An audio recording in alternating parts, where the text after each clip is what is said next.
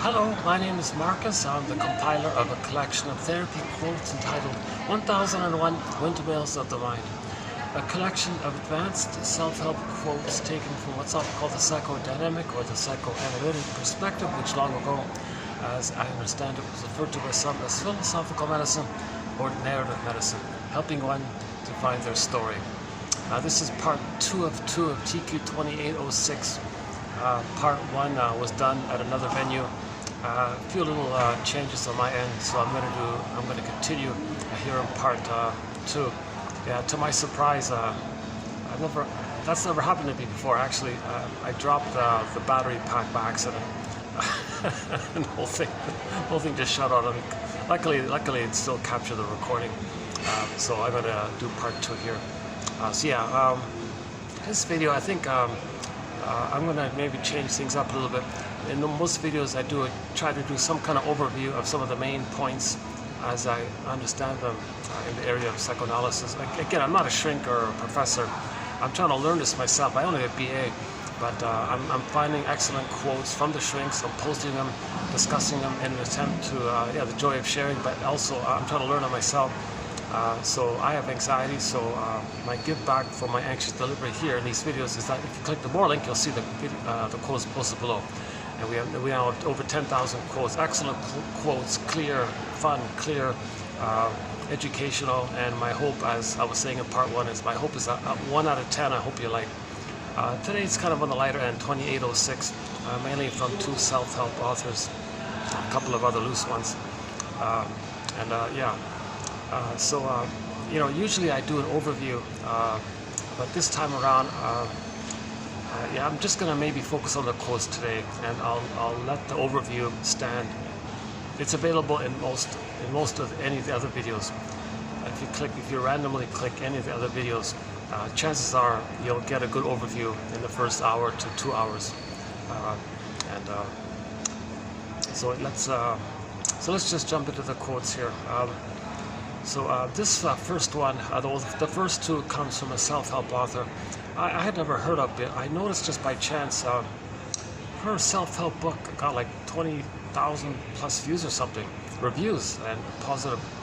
What's going on here? I never heard of this, and so I took a peek at it, and all she did was just rehashed the general self-help discussion of what happens to a child when he grows up with a dysfunctional mother or father in a dysfunctional home. When the parents are adult children, she calls them emotionally immature adults, emotionally immature parents. So that's maybe the appeal of her book, that phrase. Instead of saying that our parents are narcissists or bullies or those labels like that, it's too diagnostic. It's not too helpful always to put labels on people. So her phrase is a little more descriptive. It's a little more. It seems a little more honest, it's more accurate, so to speak. So emotionally immature parents, and that seems to be the case. A lot of parents are having children when they themselves didn't really achieve a so-called emotional maturity. Now this is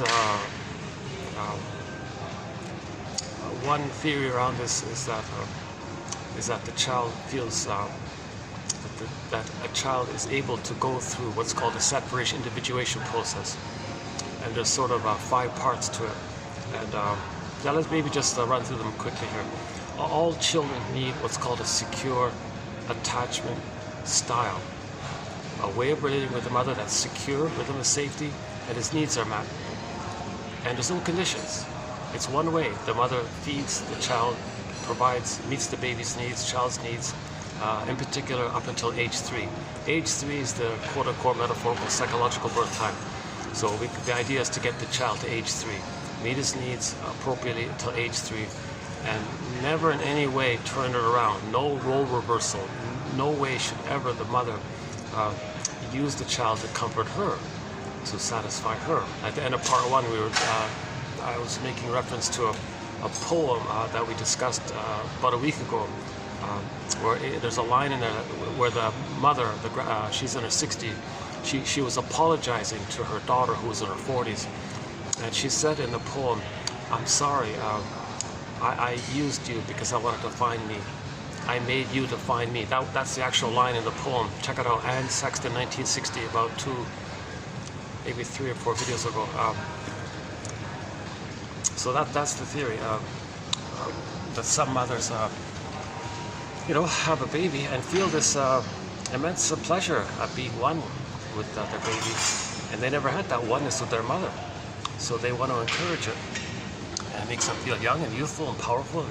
It's a blissful feeling, a symbiotic oneness kind of thing. Now, in normal development, the mother functions as for the baby. Never used the baby for her, but that's what she was doing. And some mothers actually feel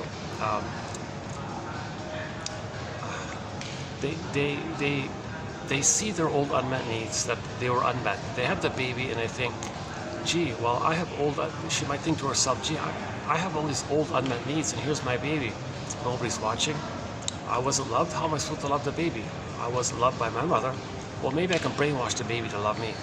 In effect, so that's the trauma. That's the trauma. The mother's considered emotionally immature if she does that. Another phrase for this is Jocasta style of mother. Whenever a mother uses the child to meet their needs, that's called the Jocasta style of mother, based on the myth, right? All that myth means is that if a child doesn't get love and feels safe with the mother, he doesn't differentiate, know himself. If he's terrified of his mother, he can't leave. He needs to feel safe to leave. If he's hurt, if he's scared of her, the stickiness becomes, they call it like crazy glue, adhesive. It's the target of a negative symbiosis, and the child becomes her and forgets himself. But this is the mess when the child isn't loved. That's what they mean. Jocasta, Laius, Oedipus, Electra. All variations of that. It's the same thing. Okay, the mother complex for the son, or the electric complex for the daughter, and Oedipus and Electra were brother and sister. They both had the same parents, Jocasta and Laius. So if either, so let's say Electra didn't get love from her mother, that's a complication, and she's stuck with that memory of not getting her love. Then she ends up with the electric complex. Now when she grows up, which means a complication with the mother, she can't be herself because she's in this battle with the mother, needing love from the mother but never getting it. So that's a complication. That's the electric complex. Now when the Electra grows up and she has a child, she can repeat that. Let's say now she's Jocasta, in the Jocasta place. Let's say she has a son, does that to the son, and now the son doesn't get mother's love. That's when Jocasta uses her son Oedipus to meet her needs. Okay, that's all that means. I don't use the phrase Oedipus. It's really the mother complex. Anytime a child doesn't feel safe with the mother enough to know themselves, they have the mother complex. They're in battle with her, unfinished business with her. Do they gotta save her? What do they gotta do to get her love? But time is passing on, and post age 3, no symbol of mother can correct the missing need, a good mother that was needed back then. Now you're stuck with this chasing of symbols all the time, with this unreal hope that the symbol can magically be the actual love that was needed back then in the nursery, and we're not aware that we're doing it. This is called a transference acting out, symbolic acting out. Okay, it's the unconscious hope for the fulfillment of old unfulfilled needs, and it loops around again and again, and we're not aware of it. Finally in midlife we might realize this is not working, kind of thing. And the goal is to go on the forgiveness journey. Get your mother's story, then you get your identity. Sadness appears, a natural response to not getting what you needed, sadness, so you mourn the loss. Then you are able to accept the past, capture the time of the past, the event in the past, capture it and give it a time and a place, so to speak. That's Lowell's metaphor of laying the ghost to rest. Then your life force that was bound up in the past can be free for the present, kind of thing.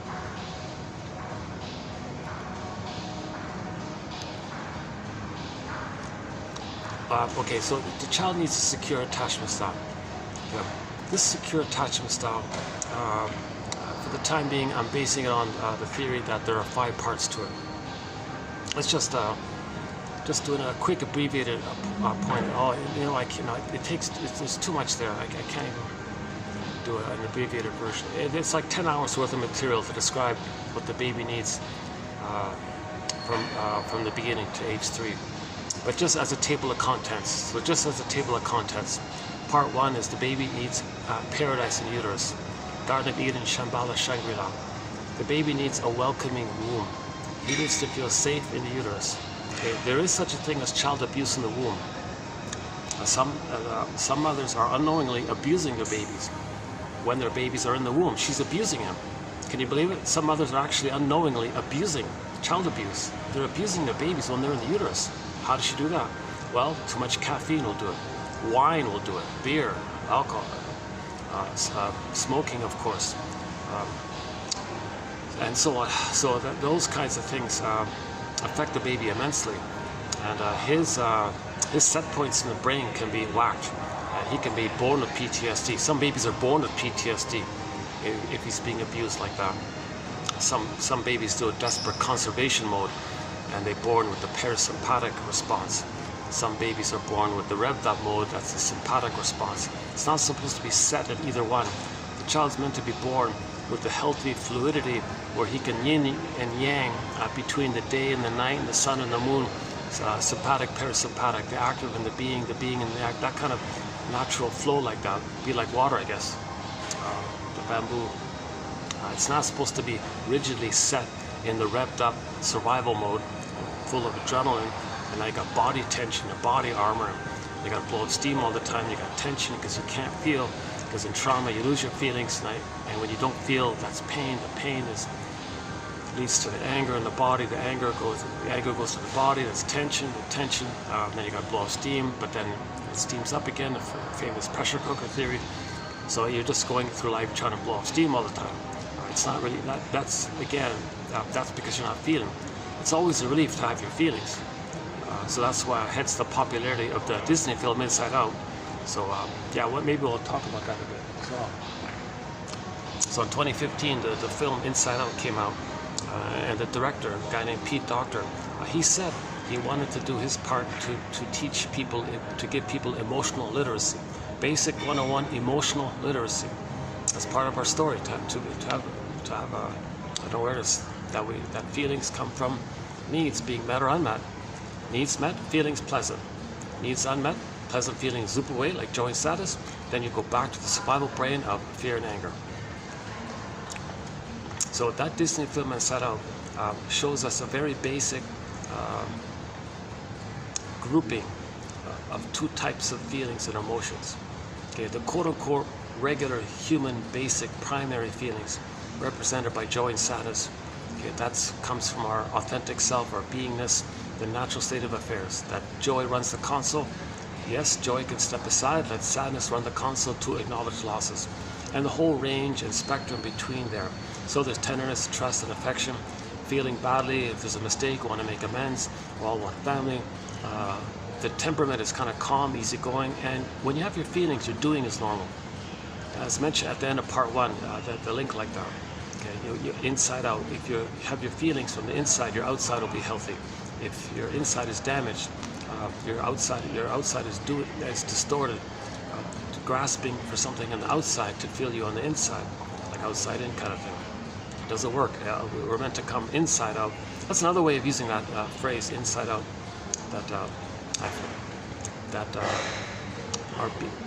When we have our beingness, our doing is going to be calm and normal.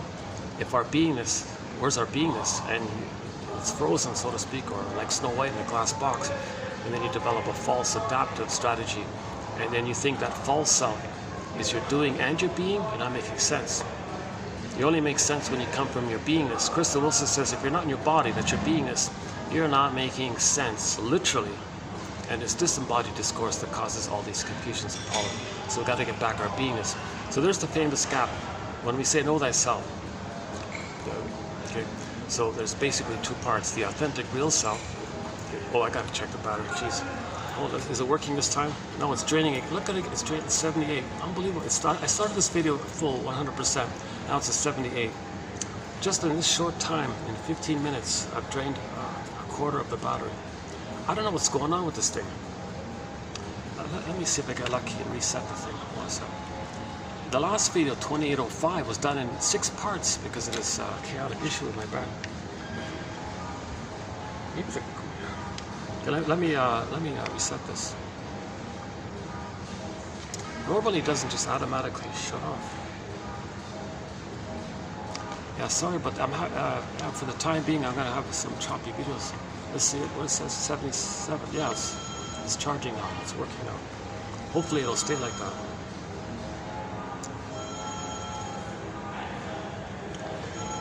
Despite the tech issues I was having in the last video, Tony 805, that turned out to be a pretty good video. One of my better videos. It's very choppy. Done in 6 parts. It turned out to be okay. I was feeling kind of energized and refreshed, and I was speaking kind of quickly a little bit, so I managed to get, I think I was a little more articulate, I was smoother a little bit. Not like this part 1. Oh boy, part 1 I was really distracted, and I was, telling about my little logistically. Oh, it turned off again. Look at that, it turned off automatically. What's going on with this thing? Why does this battery pack keep shutting off on me? That's not supposed to do that, right? That's why you can. What is it now? 70, 75. Now it's draining again. How do I keep this thing on? Any ideas? Okay, I guess every 2 minutes I'll just have to reset it then. Is that what it is? 75. Yeah, that's annoying, right? Because that delays the video a little bit.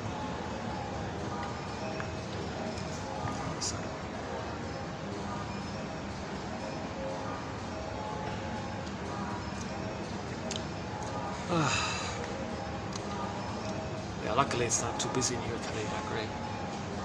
It's a holiday around here, so things are a little mellower.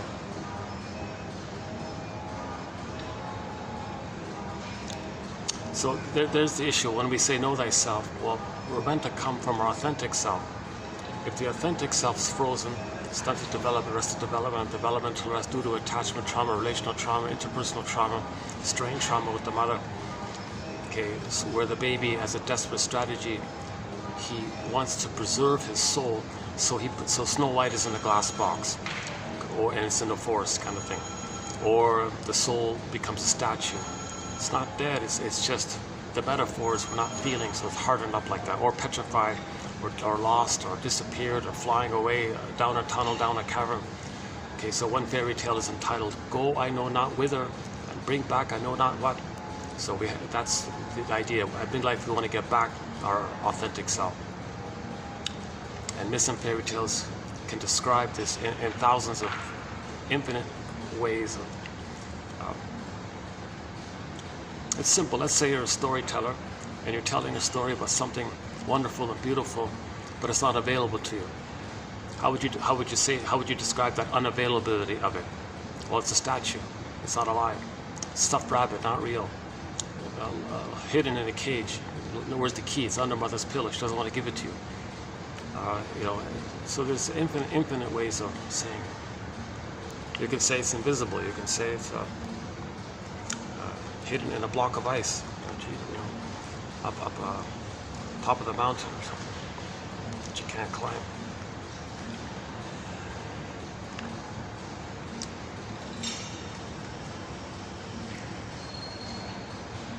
Okay, so then we got the adaptive self, the false self.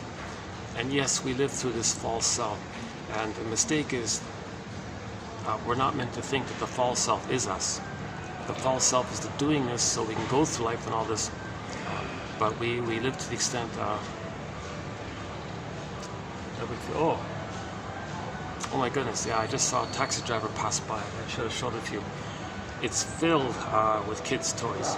He's got like stuffed animals all around the back part and the front part. It's decorated in a very extremely child-friendly manner.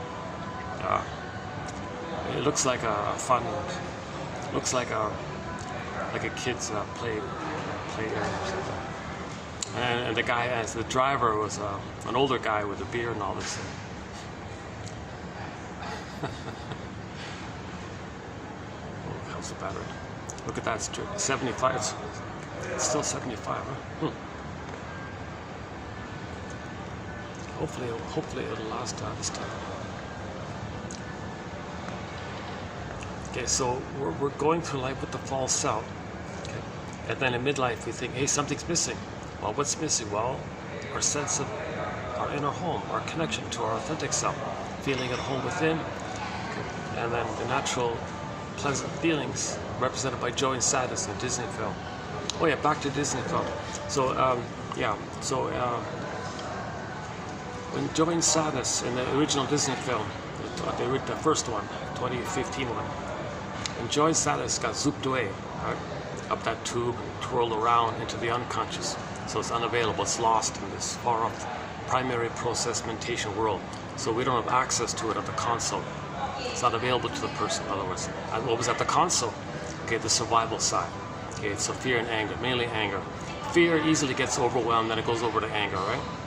The baby is afraid of his mother at first, but he can't move or anything, so his fear is helpless. So all the fear kind of bottles up. Now he's like angry. Anger is a perversion. Like anger, anger is not a primary thing. It's the visceral sensations that comes about when the baby thinks he's not going to make it with the mother. If the mother's misattuned, malattuned, oh cunning tale, used the baby, whatever's going on with her, if the baby's needs aren't getting met, okay, he thinks he's not going to make it. So his soul freezes up and anger is at the console. And we saw that in the first Disney film. Anger was mainly at the console, right? Anger was sort of the leader, so to speak, at the console. But that's all survival anxiety. So that's just, they only think about survival anxiety. So that's why things are overly simplistic. Survival, yes. If not for my survival, who cares? So no feelings and trust and love and empathy.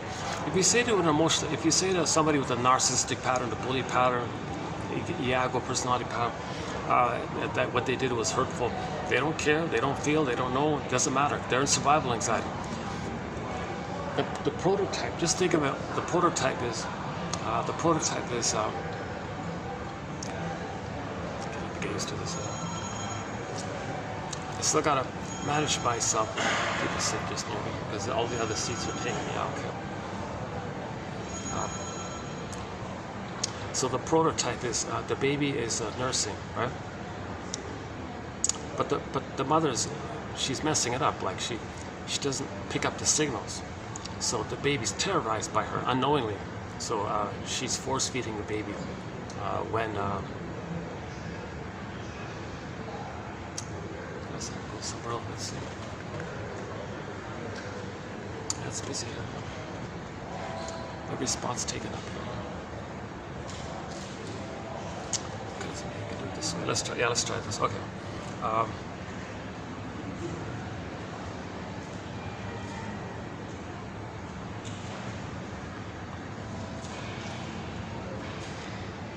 Geez, some of these new fashion things, oh my God.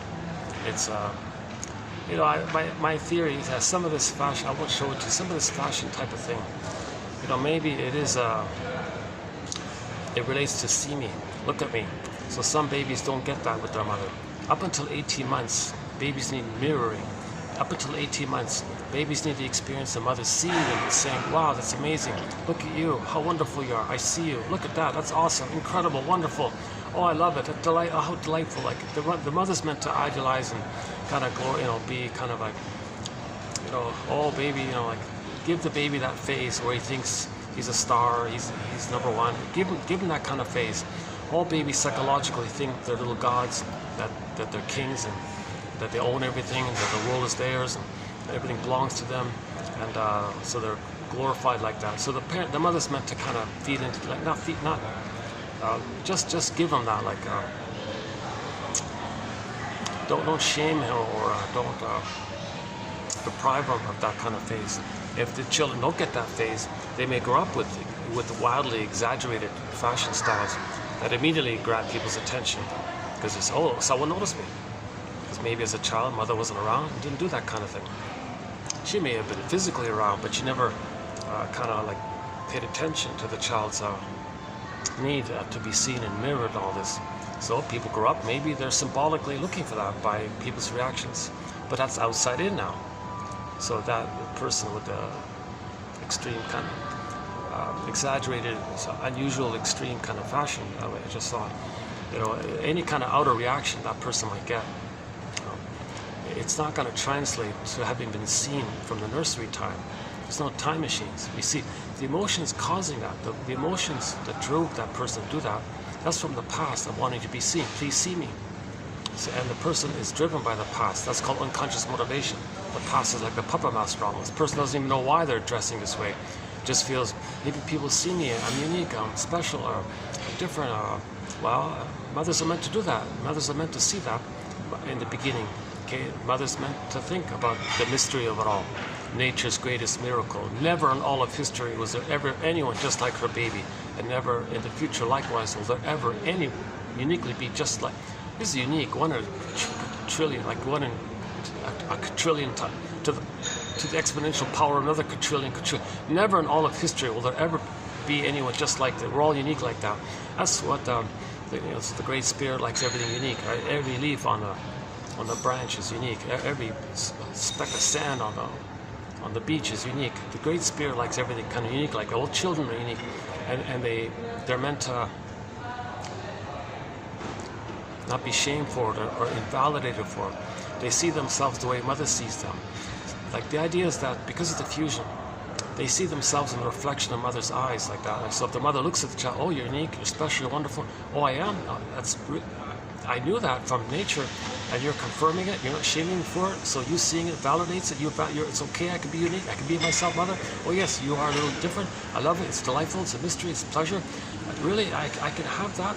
Oh yes, in nature, the Great Spirit gave you uniqueness, and I see it, and you can have it. Oh gee, I'm so glad, Mother, you're not going to punish me for having what nature gave me. No, absolutely not. This is your birthright. This is from nature and all this.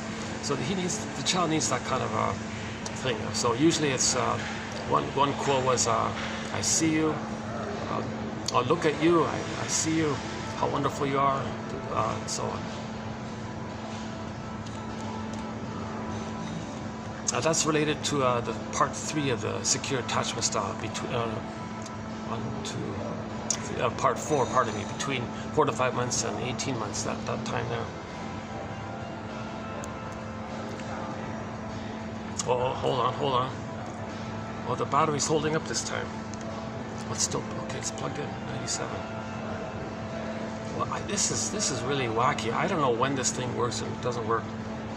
Some random combination of resetting, replugging in, rebooting, turning off, turning on, resetting, turning off, unplugging, setting, and finally maybe it ends up working. Maybe there's like a loose wire or something, or maybe the connection isn't clear. Maybe when you shake it, it works as something.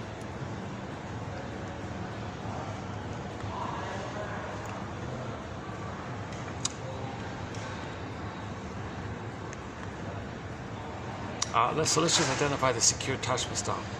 In the uterus, the baby needs a welcoming womb, paradise, blissful oneness with the mother. The baby is considered to be in a blissful oneness with the mother. And look at that, it shows green on the camera. I'm wearing a blue shirt, but it shows green on the camera. Oh, now it's blue. Oh, look at that. Oh, it depends on the angle of the lighting. That's funny. Never mind that.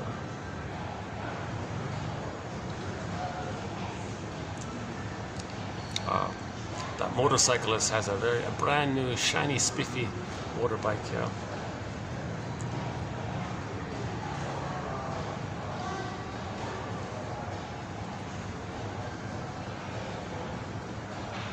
It's pretty dangerous, some of these motorcycle riding.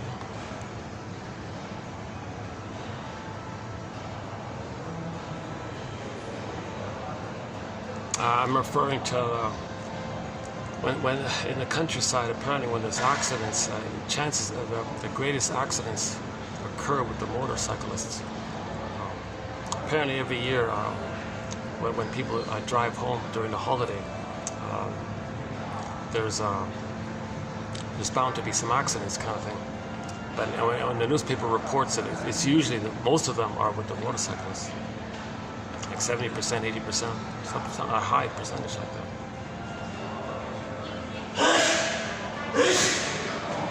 Oh, Gesundheit, bless you, Gesundheit.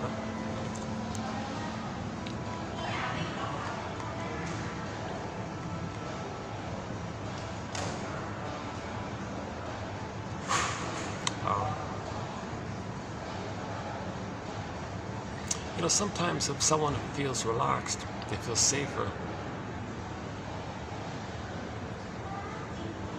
Something.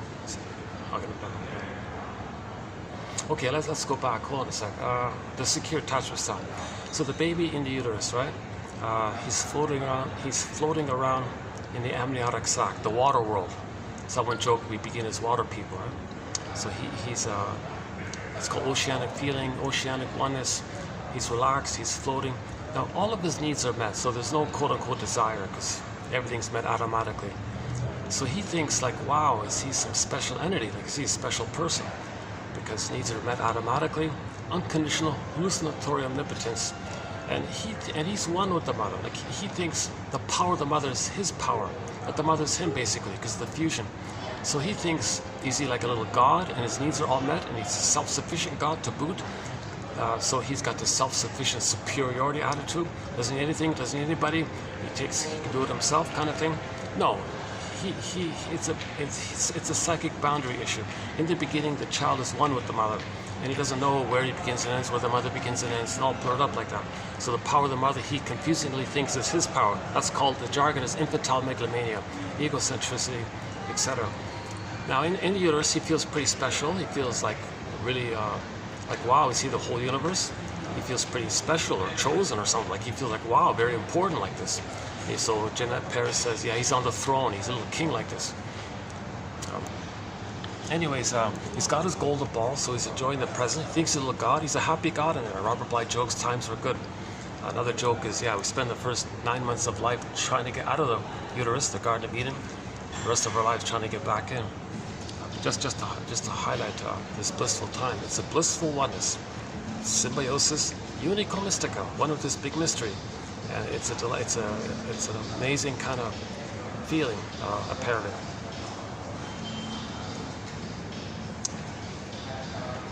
So the baby's meant to be in the garden. That's called the Garden of Eden, Shambhala, Shangri-La, Nirvana, Avalon, any kind of paradisical imagery in myth fairy tales, so on, religious stories as well even. That's in reference to the psychology of symbiosis. If the baby's in symbiosis, everything is met.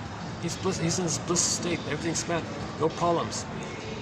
So he doesn't have to try to get anything because it's just he's in this blissful one with everything. It's I don't know how to describe it. Right?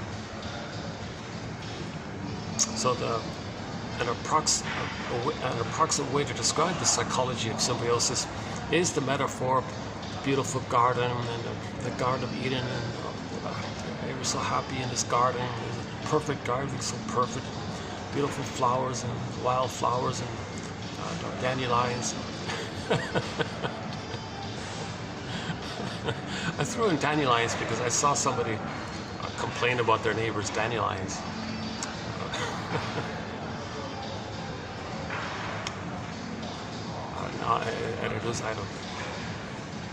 Some neighbor got angry. Some neighbor got enraged at their neighbor's dandelion issue. It was flying over on their lawn or something. That's pretty petty stuff, isn't it? That's extremely. See, it's not about the dandelions. It's something else going on. They're just displacing and projecting like that, right? It's not about the dandelions, obviously. It's a minor thing. Actually, if you're smart, you collect the roots and you can make dandelion dandelion coffee, dandelion root coffee. I've had it. It's pretty good. Dandelion root coffee. I didn't make it myself, but apparently you can buy. I don't know if you can still, but I used to be able to buy dandelion coffee substitute, dandelion coffee. It was considered in the coffee substitute section on the shelf. Yeah. I preferred it. I personally preferred that. That was my go-to coffee substitute drink, the dandelion one. I felt better. It doesn't give you the intensity of regular caffeine, but it's like a healthy herbal kind of effect. Like it has a cleansing kind of effect. Some people use the dandelion leaves to chop it up and sprinkle it with other dishes. So you can even use the leaves in a certain. There are certain recipes and certain ways you can even benefit from the leaves, dandelion leaves. the flower part, I don't know much about that. You know, plus nearby farmers love it when the neighbors have dandelions because for the bees and the pollination and all this. So you're helping the agricultural industry now for the bees.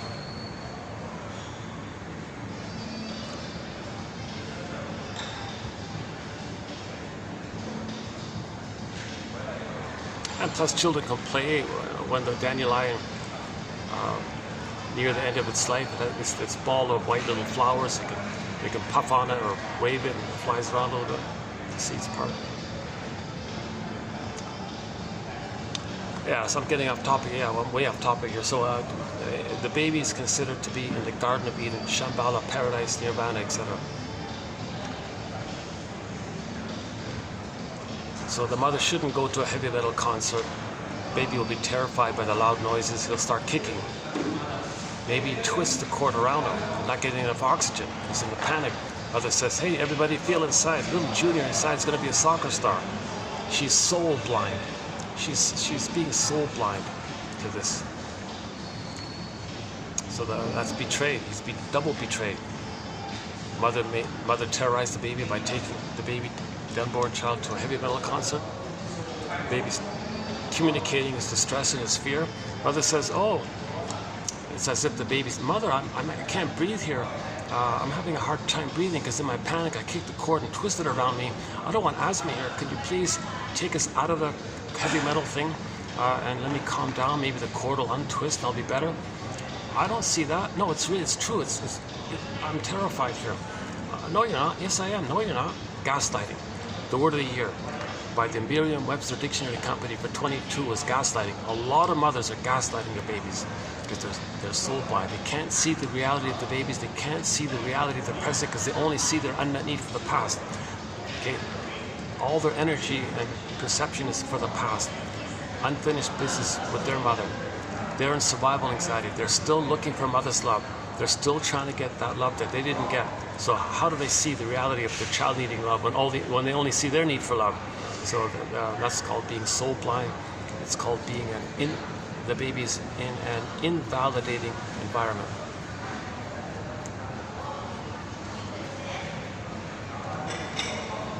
Sorry, I try not to get. I keep saying that, right? Yeah, I try not to get people on camera. Once in a while, it's. Oh, he's gone. Oh, okay, the guy. There was a guy that was just sitting right beside me here for a bit.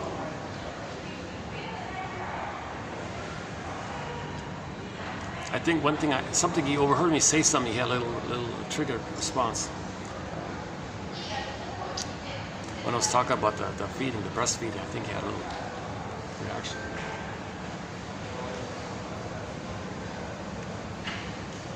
Oh yeah, but all the child's life force is to find the nipple and latch on. Life force is object seeking.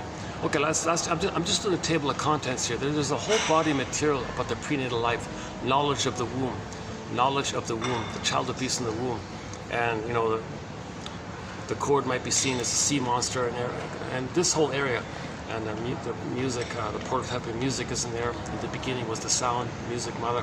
There's a whole body of material about the prenatal life. That's huge actually. Janov talks a fair bit about that area, about the baby's set points in the brain can be whacked if the mother drinks and smokes and all this, and then he may be born too revved up or too much in energy conserving mode. That's the so-called sympathetic and parasympathetic.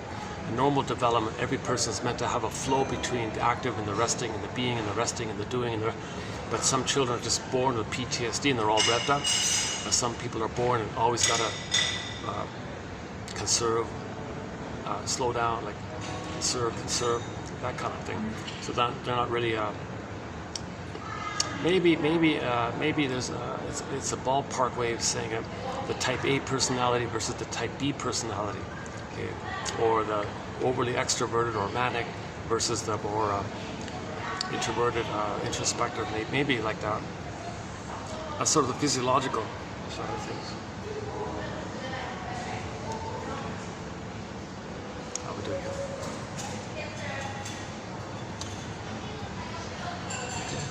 Doing okay here. That's yeah. Oh, it's working. 96. Oh, good. Oh, that's a good sign. 96. Oh, hang on. Let's check this. Okay, it's working. Yeah, finally it's working. Look at that. So this will be a two-part video. So this is part 2 of 2806. Yeah, so this is just a two-parter. Unless something else happens. So hang it. So stay tuned. Yeah, we'll do the quotes as they're coming up. We'll be doing these quotes in a couple of minutes.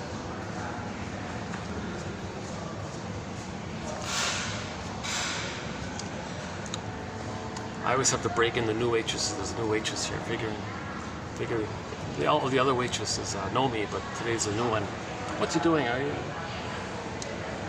Should I make him buy some other drink? Oh yeah, one place did that to me. They changed their policy. The staff have to go around every hour and a half, or whatever it is, and sell drinks. Okay, would you like other drinks, or would you like another coffee? It's too pricey. I can't. So I've stopped going there. But I had a good run at that place. That was the spaceship place. Yeah. They had lights on the ceiling. It looked like as if I were on a spaceship. It was just lights on the ceiling, like a round dome kind of thing. It's a fun little venue. Luckily, the Swan place is good, where I was in part 1. Yeah, I came here because I have to prepare. If I'm going to go there, I got to prepare an ice, like a bag of ice to cool off all the time.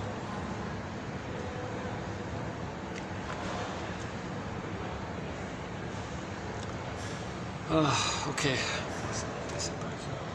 These chairs are immensely uncomfortable. These chairs, oh my God, these are very, yikes.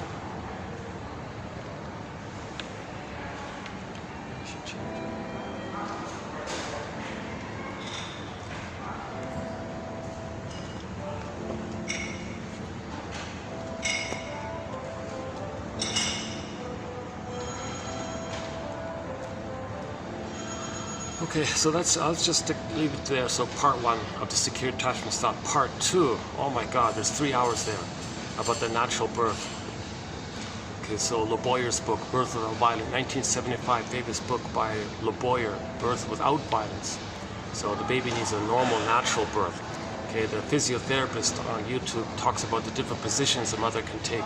She discusses the pros and cons of the various positions. Some positions facilitate a natural birth more than others, so there's a whole discussion there.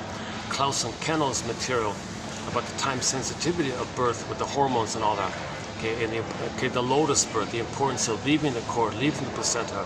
Okay, and the whole area, and the whole area about the child shouldn't be removed from the mother. And so there's a whole body of material about the natural birth like this. And even Janov talks a lot about birth. We don't want birth trauma. We don't want prenatal trauma. We don't want prenatal distress syndrome. That'll make them vulnerable to birth trauma. So we don't want birth trauma. We don't want the child at birth already to freeze up the soul. Really, do you want the baby at birth has to put Snow White in an ice box, in a glass box already from birth? Oh, come on. That poor kid, right? That's a huge pain. His brain will be elevated to send him endorphins. Now he's going to be numb. That's the swoon Emily Dickinson talks about. There's a pain so water, swallows sep. Snow White goes in a glass box. There's a pain so water, it swallows sep. That, like, buried down like that, swallowed up, put it in a box like that kind of thing. Then the person goes in a swoon. The swoon. So there's a pain so water. Okay, Janov describes one version of Snow White in the box is the baby screaming. It's silent, it can't scream, it's frozen with the need to scream, but it can't scream, and the whole thing's flash frozen. And there's an electrochemical neon light in front of that baby scream painting that says, "Betrayed, mother betrayed me, betrayed, unloved, needs unmet, unloved, danger, mother betrayed," and it's just blinking like that, on and off. So it's blinking on and off, unloved. It's just going on. That tells the brain to send endorphins. Now he's swimming in endorphins. There's some comedian said that he doesn't drink because he was born drunk.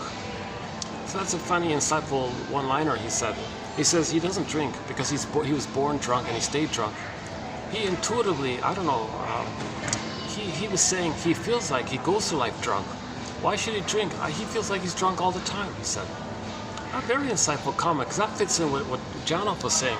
We did 26, a very good batch of quotes we did from 2745 to 70. Excellent set of quotes, a very good Psychology 101 right there by Arthur Janoff. Part of it is that some babies are born with PTSD, and there's this swoon. Now that swoon makes that. Maybe one way of describing the swoon is that they feel drunk all their life, like what that comedian said. So there's this constant release of endorphins in the brain. So the brain is like a natural, internal, normal pharmacy, let's say. It's always releasing endorphins. Now what if the supply runs out, so to speak? Then they run for the cookie or the cigarette or the beliefs and the false promises, the disappointment. Then that boosts the endorphins. So trick the brain again and again, get endorphins. You're getting older, there's more pain, time passes, more pain, snowballing, kindling, more pain, you're further away from yourself. So you need more endorphins, more numbing, because each time you do it, you're getting increased pain by the further gap from your real self and your false self. And time's passing on, you're doing it like this, there's more pain, so you want more endorphins. So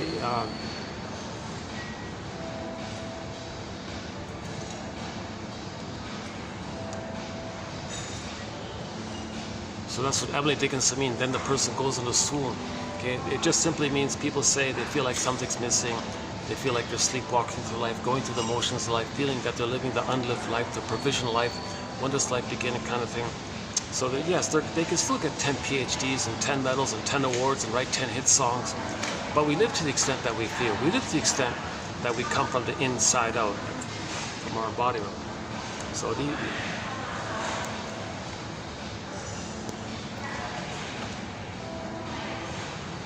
oh, look at that. Now it's, look at that. Yeah, it stopped. Oh, let's see. Yeah, it dropped down. Look at it, dropped 10% already. Jesus Christ. I gotta remind myself to reset this thing every 2 minutes. I never had this really issue before.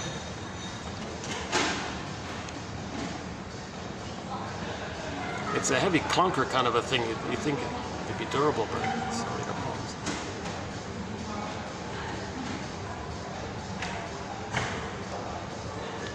Let me just take a 1 minute break here. Hold on a second.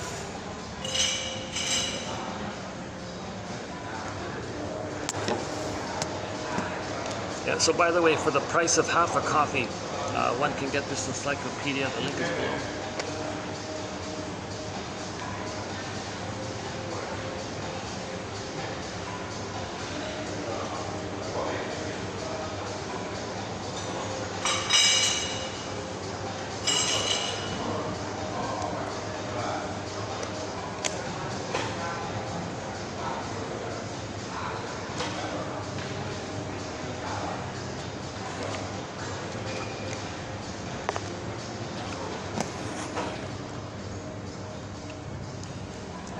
Yeah, so for a minuscule, for a very minor admin fee, for the price of half a coffee, actually for the price of a third of a coffee, for the price of some bottled water, basically, for the price of a donut. Does that fit the price of a donut?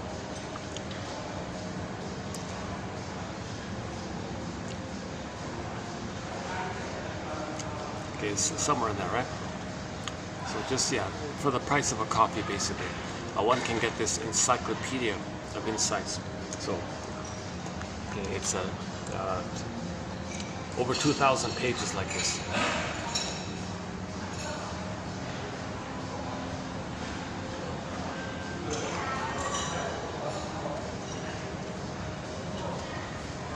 Remember, these quotes are mostly written by doctors that are trying to help us, right?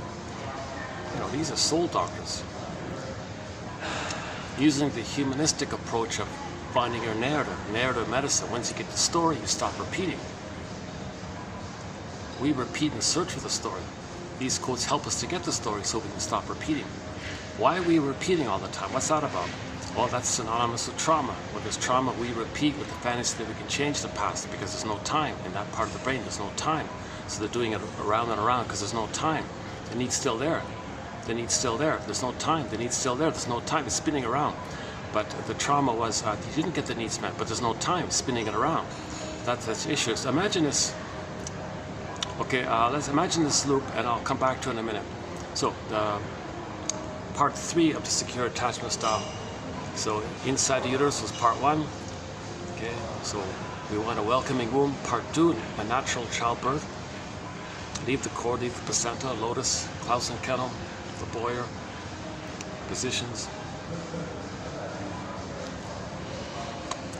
And the mother shouldn't take oh yeah, because the whole area of what happens if the mother takes anesthesia at birth. Okay, that whole topic, mainly by Janov actually. Okay, part 3 of the secure attachment style in terms of what the child needs. He needs a blissful oneness with the mother for the first 4 to 5 months on average. 4 to 5 months, blissful oneness. This is maintained by skin-to-skin contact. Okay, so read the Dorina Pines quote, because the emotions in the body of the child communicate with the emotions in the body of the mother, and the skin-to-skin contact is the bridge between the two. It flows back and forth. So there's an attunement there, and the communication takes place. So the skin-to-skin, natural feeding, and then the mother's loving gaze. He got those 3 go on together. Okay, he's good. That's the blissful oneness. He's got his extended paradise, his extended Shambhala, his extended Nirvana, his extended Shangri-La. This blissful, happy place where it's all just him, everything's for him. He's in a blissful place. Then, okay, that's part 3. Part 4. At 4 to 5 months, a major transition takes place. Out of that egg, metaphorical, psychological egg of the blissful time, he hatches out. It's a gradual hatching. It begins at 4 to 5 months and it continues up until age 3. So from 4 to 5 months to 18 months, that's part 4 now. From 4 to 5 months to 18 months, that's the time where he needs to be seen and mirrored and admired. And mother says, look at you, how wonderful. Because he thinks he's a God, he thinks he owns the world. Okay, the world is an oyster phase. Everything's for him, everything's about him, everything takes care of it, everything's for him, he owns it all. He has that kind of possessive thing where everything belongs to him. And he's a special, unique God. The mother's meant to allow that and not rebuff him for it. Like, don't shame him for it. Who do you think you are? None of that stuff. Let the child naturally run around the room or whatever, thinking it all belongs to him. Just gently keep him safe so he doesn't hurt himself. So he doesn't like put a fork in a wall socket or something. Just gently redirect him. Don't rebuff him. Don't hurt him for it. Just keep him safe. Let him have that phase where he feels like he's Superman or Spider-Man flying around. Remember when so the immature Spider-Man was flying around when he discovered his spidey skills and his webs, swinging ability and all this, the ability to spin a web and fly between. He was delighted and thrilled and happy and jumping and crawling and hip. He could go around the whole city, the skies. He thought the whole city belonged to him. He had this happy, kind of powerful, it's all mine, I can do anything. That's a tip off to this area. Let the child think he's Spider-Man, that he owns the city, and so on. And when the child looks in the mother's eyes, the mother says, wow, you're a wonderful superhero. You're amazing, I see you.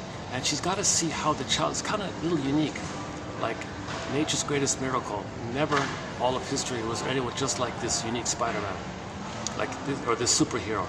You're unique. It's delightful. It's amazing. I love it. I see it. This is awesome. Let him. Then it'll not. You're not spoiling him. Nothing like that. It's the opposite. At 18 months, the child goes, oh, wait a minute. Oh, hold the phone here. I'm not a little god in my own little world here. I'm like a person and you're people. Oh my God. Okay, now a new adventure. Now a new play kind of thing. Okay, now we enter the part 5 called the Now Voyager, Seek Thou Forth and Find Yourself. Now the role of the mother is to function as a secure base. The child's going to be more of an explorer. He's going to learn about things. He's a person, others are people. Now he's in the human realm, right? Whereas before 18 months, he was like a little god and he owned everything. Kind of simple like that. But post 18 months, it's more complex.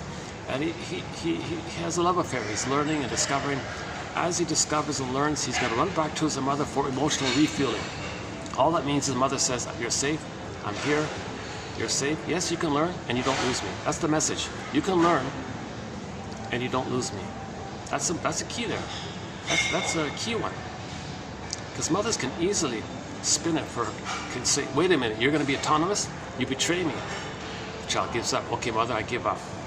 And oh good, I'll reward you now. It's because the mother liked the idea of being youthful in this blissful condition with the baby, psychologically. She may still support him in other ways, but emotionally they want that tie, the ties that bind, the famous ties that bind like that. It's a pathological bind. That the mother is doing it outside in. She's creating the baby to find herself. Like that poem, I Made You to Find Me. That's a very good poem. Check that poem out by Anne Sexton, 1960. It's in our collection here. It's just like 4 or 5 lines long. If you go, this is 06, right? It wasn't in the yesterdays or 05. It was either an 04, 3, or 2, one of those ones. Check back the More link, you'll find it.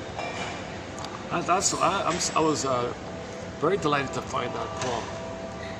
That's a good one, yeah. She was making amends. She was apologizing. It was a painful confession. Very few mothers give the key like that.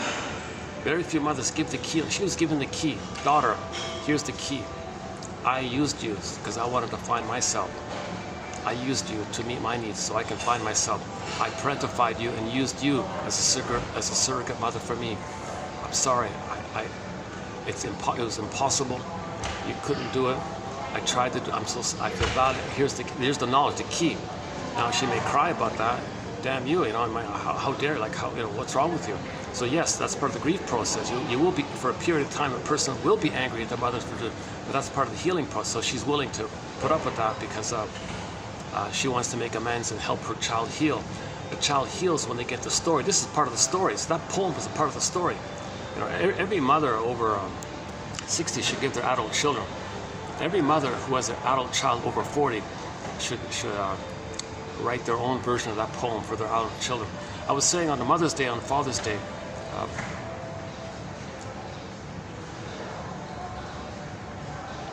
sorry, I'm just looking at a sports car just passing by, kind of a brand new, spiffy, shiny, brand new sports car.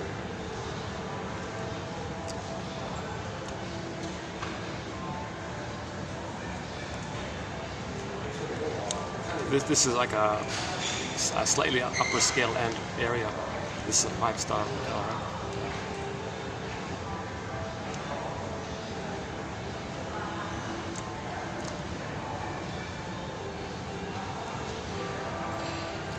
Sorry, so I got I'm just beside the window here, the traffic.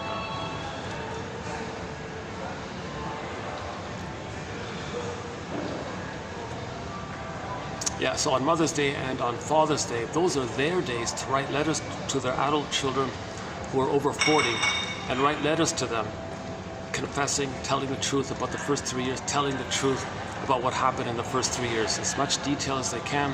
Details, yes. Confess, this happened, that happened. It'll be painful, but the truth will set you free. That's part of the healing journey to get the story. So that's honoring the children. If the parents want to honor their own children, give them the accurate story. Yes, there's a risk. They'll never want to talk to them again. That's a chance you got to take. It'll be for a period of time. Then they may, actually, one author said, what a relief. What a relief. Okay, when they got the letter from the parent, now it made sense. Click. Now I had a hunch about it. Now here's the confirmation. It's a relief to know the truth like this. So.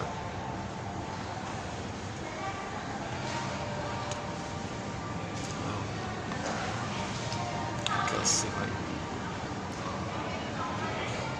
So I'm hogging like a space for 5 or 6 people, right? Unless, actually, let me check out, let me try another location.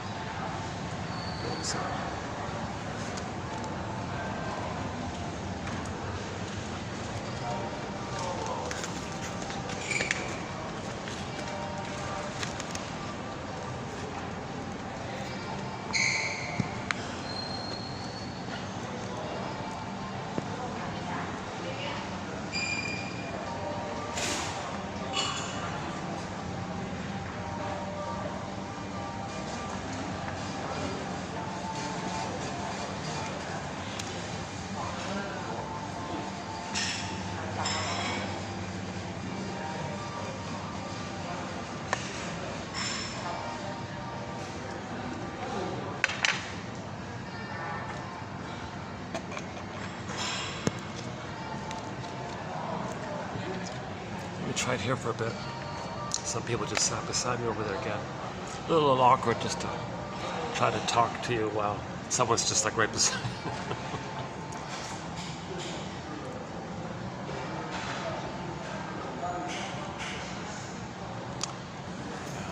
That end's occupied. Yeah, it's busy here today. How's the lighting here? Lighting okay? This.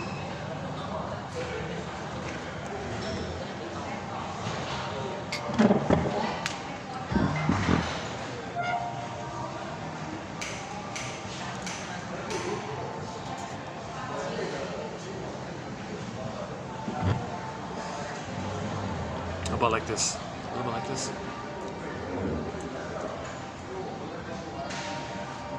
Okay, let's just try this for a bit. When they move, I'll go back. Yeah. So we're talking about part 5 of the 5 parts of the secure attachment style. From 18 months to 36 months, the mother functions as a secure base, communicative matching, playful improv, sending the message, yes, you can learn and be who you are. You won't lose me. I'll support your psychological birth, your psychological autonomy, your agency, your uniqueness, which you're going to express, and you'll have the memories that'll guide, that'll always be with you in your mind. It's permanent that you were loved and supported, and I want that, and you have that. Right? That's the mother, the role of the mother and the father, of course, in that area. Because what happens is some children discover something, run to the mother, hey mother, look at this, look what I found. They get all excited like this. Okay, like the unicorn story, the famous James Thurber's 1931 short story called The Unicorn in the Garden. A metaphor about this. The metaphor is the child.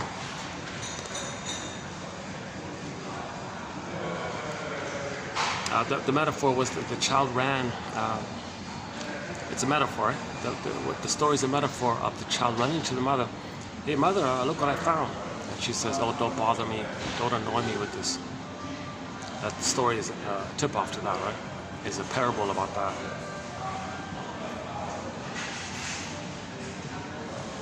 So, should we do the story?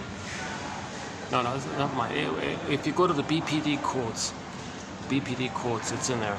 Christine Lawson talks about it. We covered some.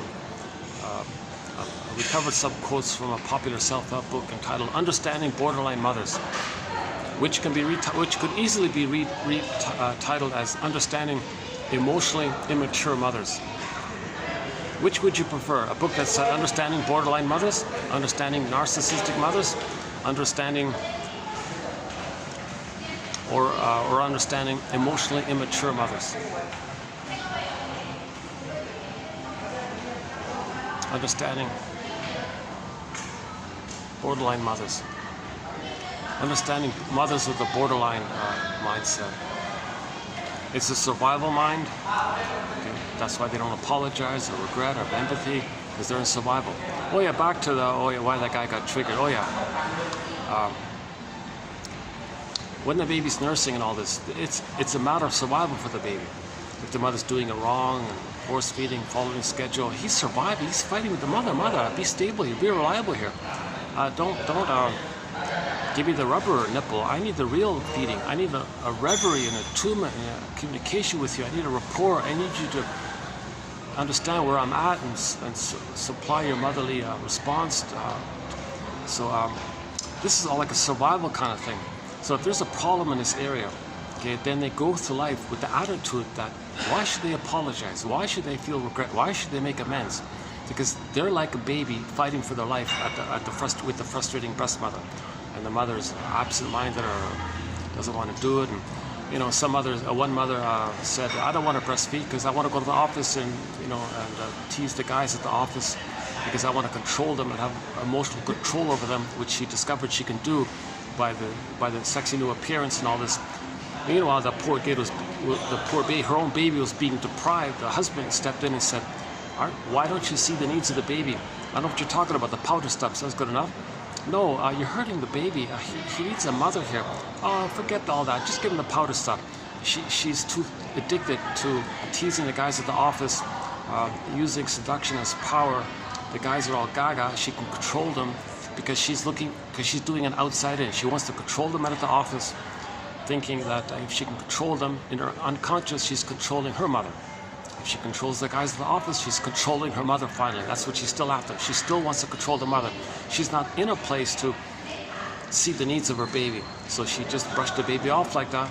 And that husband was heartbroken. He 3 years ago, we had a quote about this. He said he was heartbroken and had no idea how cruel his wife would be towards his own child. And he was devastated to see his wife treat his child, so abuse the child like that. And that was the beginning and end of their marriage, they said. Interesting. Still there. Still there. I don't really like coming on this end because most of the guests are at this end.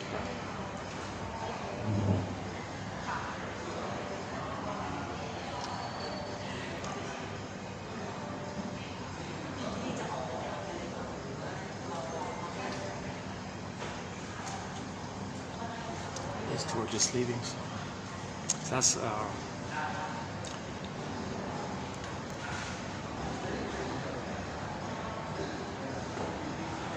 oh, I think they have this afternoon tea deal. You pay a set fee and you get like some tea and cookies or something. Yeah, they're fake.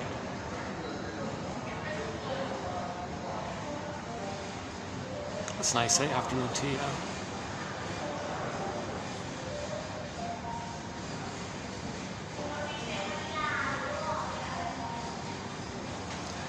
Stay tuned, yeah. The quotes are coming up. Hang in there. Or just click the more link and jump to the quotes directly. They're easy. They're easy quotes today. I mean, they're all easy. Every day they're easy. Today, I think they're even easier than they're easier than the usually easy quotes.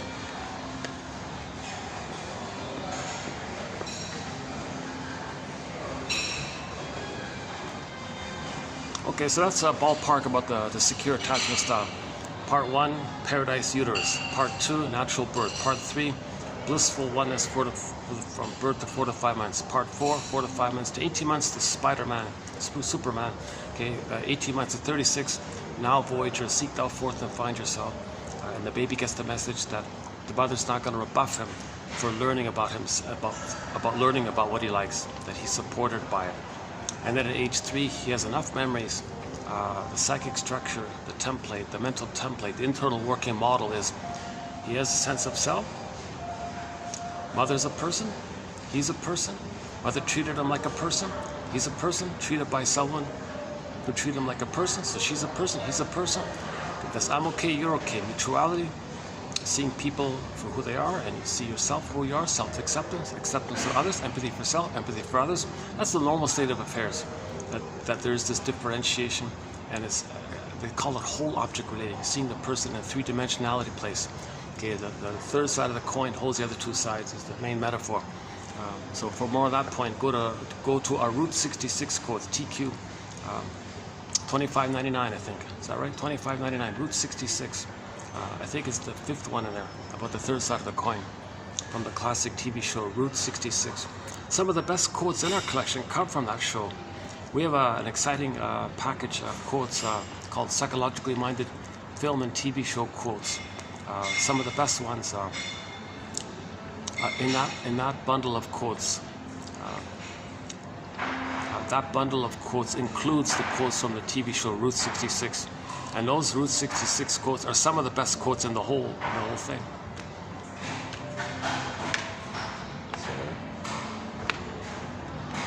Can't tell, hold on a second.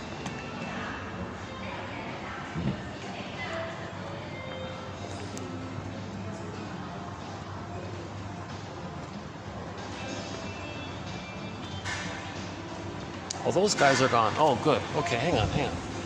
Let's move it over there.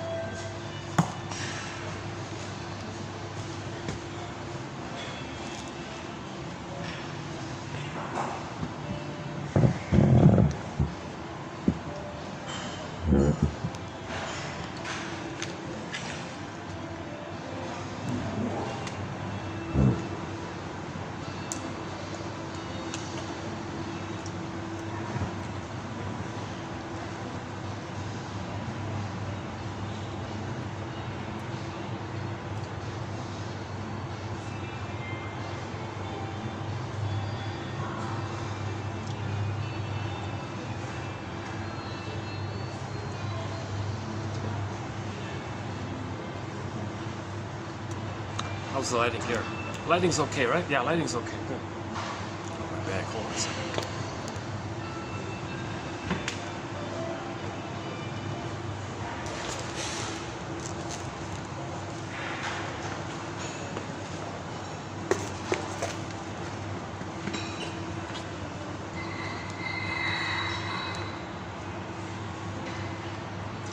Okay, so let's go back to that loop we talked about earlier. So the baby had a need for a secure attachment style just discussed. If that need's unmet, he can't. What does he do with his authentic self? That authentic self had the need for a secure attachment style. If that need is unmet, what does a child do with his authentic self? He wants to protect it somehow. So he puts it in a glass box, or down a tunnel, down a cavern, or turns to stone, petrified, wooden, numb, or it's just something, and it's unavailable to the person. A simple way of saying it is he puts his soul into cold storage for safekeeping, and the freezer's down a tunnel, down a cavern. So that's the idea, that that's a pain so utter. That's a pain so utter, and then he's going to be drunk throughout his life. What the comedian said. Very interesting. I just found it this morning. No, yesterday. The comedian said, "You know, guys, I don't know what drinking. I don't know why anyone has a need to drink. I never drink. I was born drunk.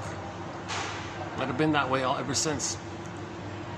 See, he's intuitively discussing the impression that his brain is sending him endorphins all the time, because that's what happens when there's pain. And the endorphins give people a kind of dreamy-like, drunkish-like feeling, approximately, not exactly, right? But he's approximating the feeling of being numb. I guess when people are drunk, they're kind of numb at the same time, right? Is that right?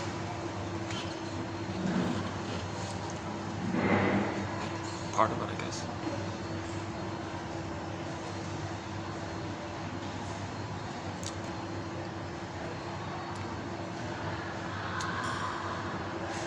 Okay, let's continue here. Hold on a sec.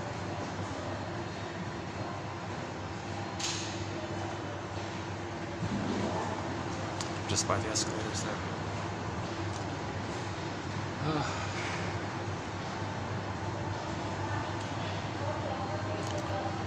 Yeah, okay.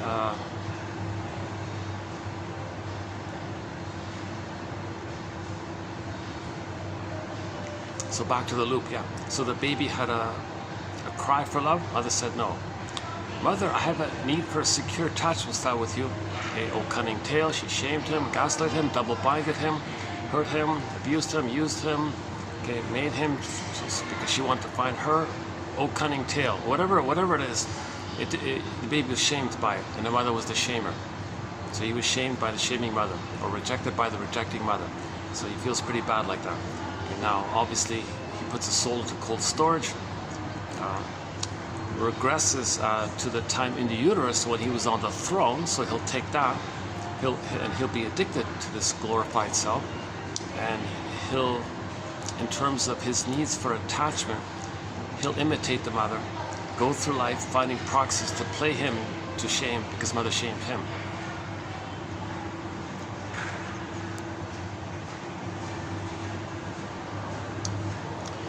Okay, so this loop, imagine it like a cry for love. Baby has a cry for love, mother said no. But there's no time there. But the need is still there. But the pain is there. But the need is still there. It's a huge conflict. He still has the need, but the memory is the pain around it. But there's no time. So it loops around. It spins around endlessly. No time, infinite. No time, no timeless. Unconscious, no time. And it's a circle like that. So all the child's energy is in there. His life force is in there. He's driven to repeat this cycle. So he's going to still try to get mother's love. Martha Stark calls this pathological hope, or relentless hope, or unreal hope, something like that. It's so the word hope, there's a healthy hope and this disturbed hope. It's the hope that you're going to get that kind of love still, but you're not in that time. But you still have that hope that you'll get that past love. But there is time, so it's a pathological hope. That's what Martha Stark means by relentless hope or unreal hope and all this. So imagine this loop. Now this Memories are relational. So I remember, okay, this is maybe I can go back.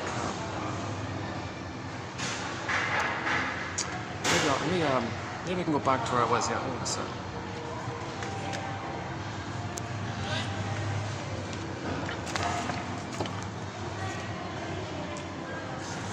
It's either bouncing around or sweating at the other place. So I got.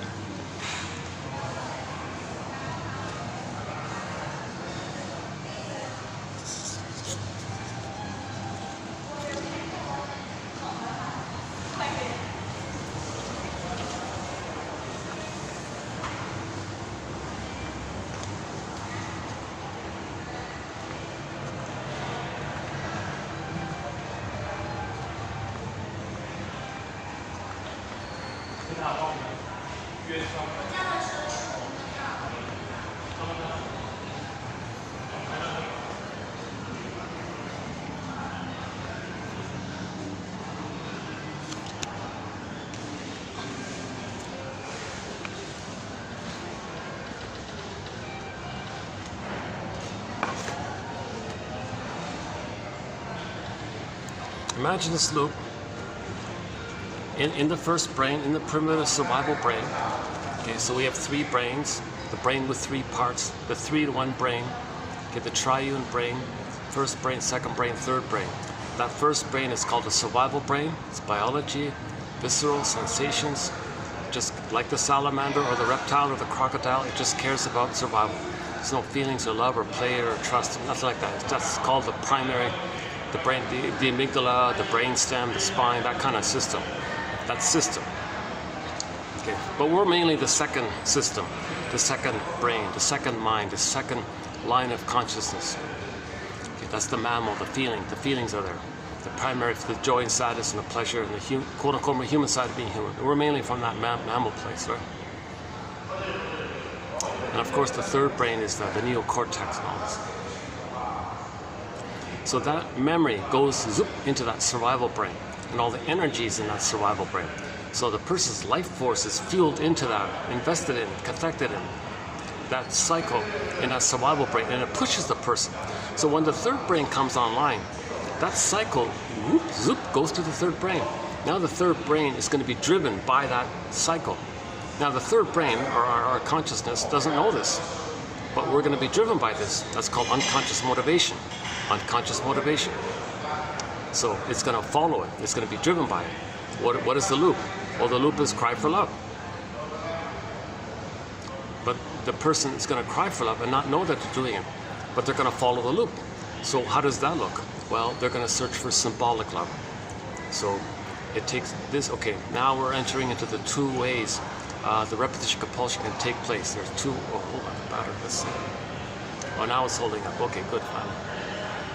Okay, now we're gonna.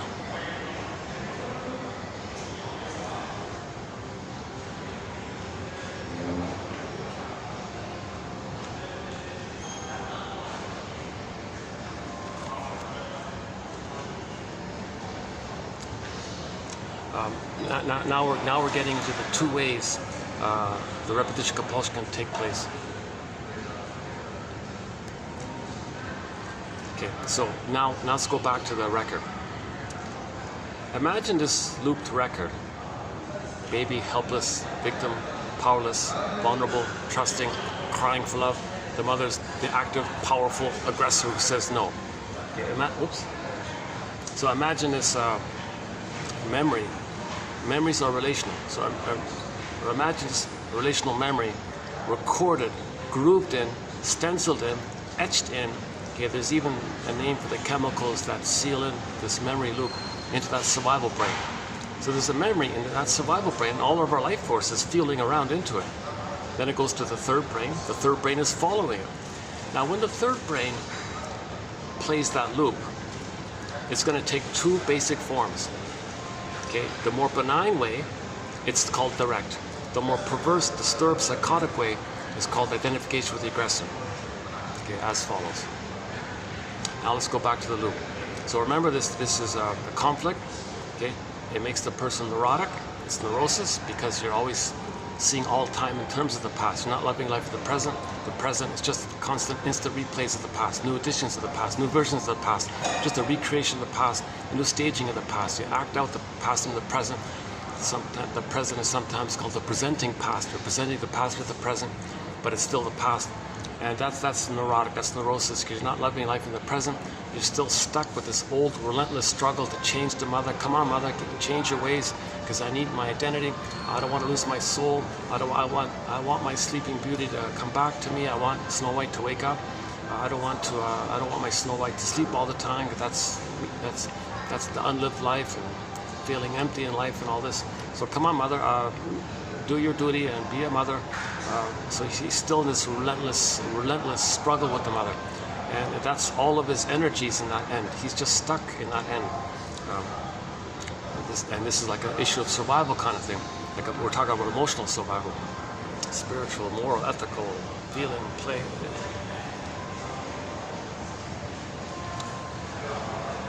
Survival of the real self. Okay, so neurosis is the petrification of this inner conflict that's repressed. Now imagine this loop, let's call it the cry for love. Everything's love or a cry for love. So this is obviously the cry for love area. The loving life is when the child is loved, he gets to age 3, he expresses his uniqueness, and he can make I statements, he can be an elder, he can be generative and spontaneous and creative play, and he's has the pleasure, joys of the console. He can mourn losses. Okay, his relationships are based on mutuality. But now he's loving life and so on. So everything's love or a cry for love. He's crying for love to get the love so he can love. So he's still not crying for love. So imagine this cry for love grouped in on a 45 record. And one of those 45 records. Okay, imagine one of those 45 records. They're only one song, right? You only have one song on those records. Let's just say that side B is the same song as side A, or there are no groups on side B. Like in those old magazines, that those floppy 45s, there's nothing on the back side. But the point is, he only has one song, this cry for love. He can't love life, he can only cry for love. So enter Edmund Burglar's famous simile. Well, to me it's famous. It's famous in this channel, yeah. Here's another incredible power point about this collection. This is the only source where you're going to find the best quotes from one of the greatest shrinks of all time, in my humble opinion, Edmund Burglar. Edmund Burglar. My goodness. 24 books, 300 papers. We have a wealth of material in our collection, and some of the best quotes from this brilliant man we have in our collection. And he wrote, here's the thing, he wrote himself directly into English. So no disturbed English translation involved. His first language is German, but he wrote in English, so it's excellent stuff. So he wrote mainly in the 40s and 50s, yeah, 40s and 50s. Those two decades were very productive. He wrote a lot of material, actually, it may be that the #1 source of quotes in our collection come from him. So he's one of our mentors, suffice it to say. Edmund Burglar says, every neurotic is a music enthusiast, but he only has this one record, which he carries with him everywhere he goes. Every time he sees a turntable with never-ending fiery ardor, he says, he runs to that turntable, looks for the plug, plugs it in, puts the 45 on the turntable, puts the power switch on, picks up the needle, moves it over to the beginning, sets it down gently. You hear the little scratches and crackles and all this, and he plays that tune. That same old tune, that cry for love. In every situation, he's going to recreate, he's going to do that scene in the present. Now, when he does that scene in the present, it takes two forms. Okay, the more benign one and the more perverse one. Let's do the more disturbed one. If the child is traumatized prior to 18 months, basically, okay, that means there's way too much pain there. So things are more disturbed and perverse. So he'll forget about his soul anymore. He'll reject the quote-unquote more human side of being human. he won't care about development. He won't care about affection and love and trust and the normal stuff. He's just in immense survival mode. So how does he survive? Well, first his soul is so damaged and unloved by what the mother did. He'll go through life seeing others as having his soul. Now his soul is wounded and defective, he thinks, so he'll need to see others in that way to distract him of how he feels within. That's called externalization or projection. Okay. Meanwhile, in the emptiness, he regresses back to the time in the uterus when he was on the throne. So his attitude will be self-sufficient, superior, and his soul is no good, but he'll find proxies to hold his soul and say others are no good. Now the others are just stand-ins for himself that he's shaming. So he still feels shame. When he, in his negative humor, dark humor and all this, says others are no good, he's got a lot of insult terms and bitter banter and bitter wit and, you know, all these awful jokes like that, where he's putting others in a down place. Okay, that distracts him of how he felt put in the down place by his mother. He's still in that shamed down place, but the trick is to not be aware of it. The way to not be aware of it is to find someone else and see in his fantasy that others are him and he can shame him. Then he replayed that scene of the trauma. But this time, he's the shamer. He's the mother. Okay, so in the perverse repetition compulsion, there are a few things going on. Number one, he projects his wounded soul onto others to distract him of how he felt shamed by his mother. In the meantime, all babies have to have a mother. Okay, and when the trauma takes place so severely like that prior to 18 months, okay, how does he have a mother when the mother's hurting him? He'll be her. He'll just be her. He'll give himself up and become her. That's the deal with the you-know-who kind of thing. So he has the power of the mother. He's going to act like the mother, and he lives forever because that's the state of timelessness. Okay, so the baby makes an image in his mind of the mother being a monster or a guy with the whatever form it takes, as discussed in 05, the last video. Let's not do that part here. Okay, so he'll identify with the aggressor to have some kind of mother, because they're still fused there. And if he acts like the mother, he thinks maybe he can save the mother if he's one with the mother. So, okay, sidebar here. When the baby comes out of the uterus, mother, everything's love or a cry for love. I'm expecting your love. Oh no, you can't love. You're in pain. You're going to hurt me. That's a cry for love. Mother, don't worry. I'll save you. I'll cure you. I'll heal you. I'll fix you. I'll make you be a loving mother. You're crying for love. You're not loving me, so you're crying for love. I'll fix you. I'll cure you. I'll heal you. So, you know, it's as if maybe the mother might say, oh, sorry, baby, I don't think you can. No, no, mother, don't say that, because I have to fix you because I need a loving mother. Does it work like that? Well, I have to try, right? I need a loving mother, so let me try to fix you. So how are you going to fix me? I don't get it. Well, mother, what did you need? Well, baby, when I was a baby, I didn't get the blissful oneness with my mother. Well, see, mother, well, that's easy. We're already one, right? I'll just play that mother part that you needed. I don't think it works like that. I don't think you can be my breast mother experience back in the nursery. You're a baby who needs a breast mother experience. Well, I gotta try, right? I gotta fix you somehow. I have magical thinking. I think I'm an infantile god. I can do anything. Gee, sorry, baby. Well, let me just try. I have no choice, kind of thing. So, mother, we are symbiotic. We're one. So I'll maintain this symbiosis. And you needed mirroring. You needed to be seen. Remember the seeing one, to be seen. So you needed to be seen and mirrored and symbiotic and one, and feeling that safety like that. So I'll just be you. I'll act like you. Your mind will be my mind. Okay? And I'll do what you did. So I'll be you now. And what did you do? You shamed me. Well, I'll shame myself. You'll feel seen, right? I know it sounds a little iffy there, but the way I'm saying it. But that's the theory. Okay, so if he's going to be the shaming mother who shames himself, how's that going to work? Okay, enter proxies. Okay, so when a person's traumatized before 18 months, when they replay that 45, that record, they pick up the needle, when they replay that cry for love, they don't do it directly, because they're the shaming mother who says no to them. So they're going to say no to themselves. That's too painful to say no to yourself. But you are going to say no to yourself. But to not feel the pain of it, the trick is you find someone else. Evocation of a proxy. You're going to evoke, evocation, evoke. You're going to find a non-threatening substitute other, evoke them, like make them there, give them the identity. Okay, they're going to be a proxy of you in the nursery. They're going to play you back in the nursery, and you're the shaming mother.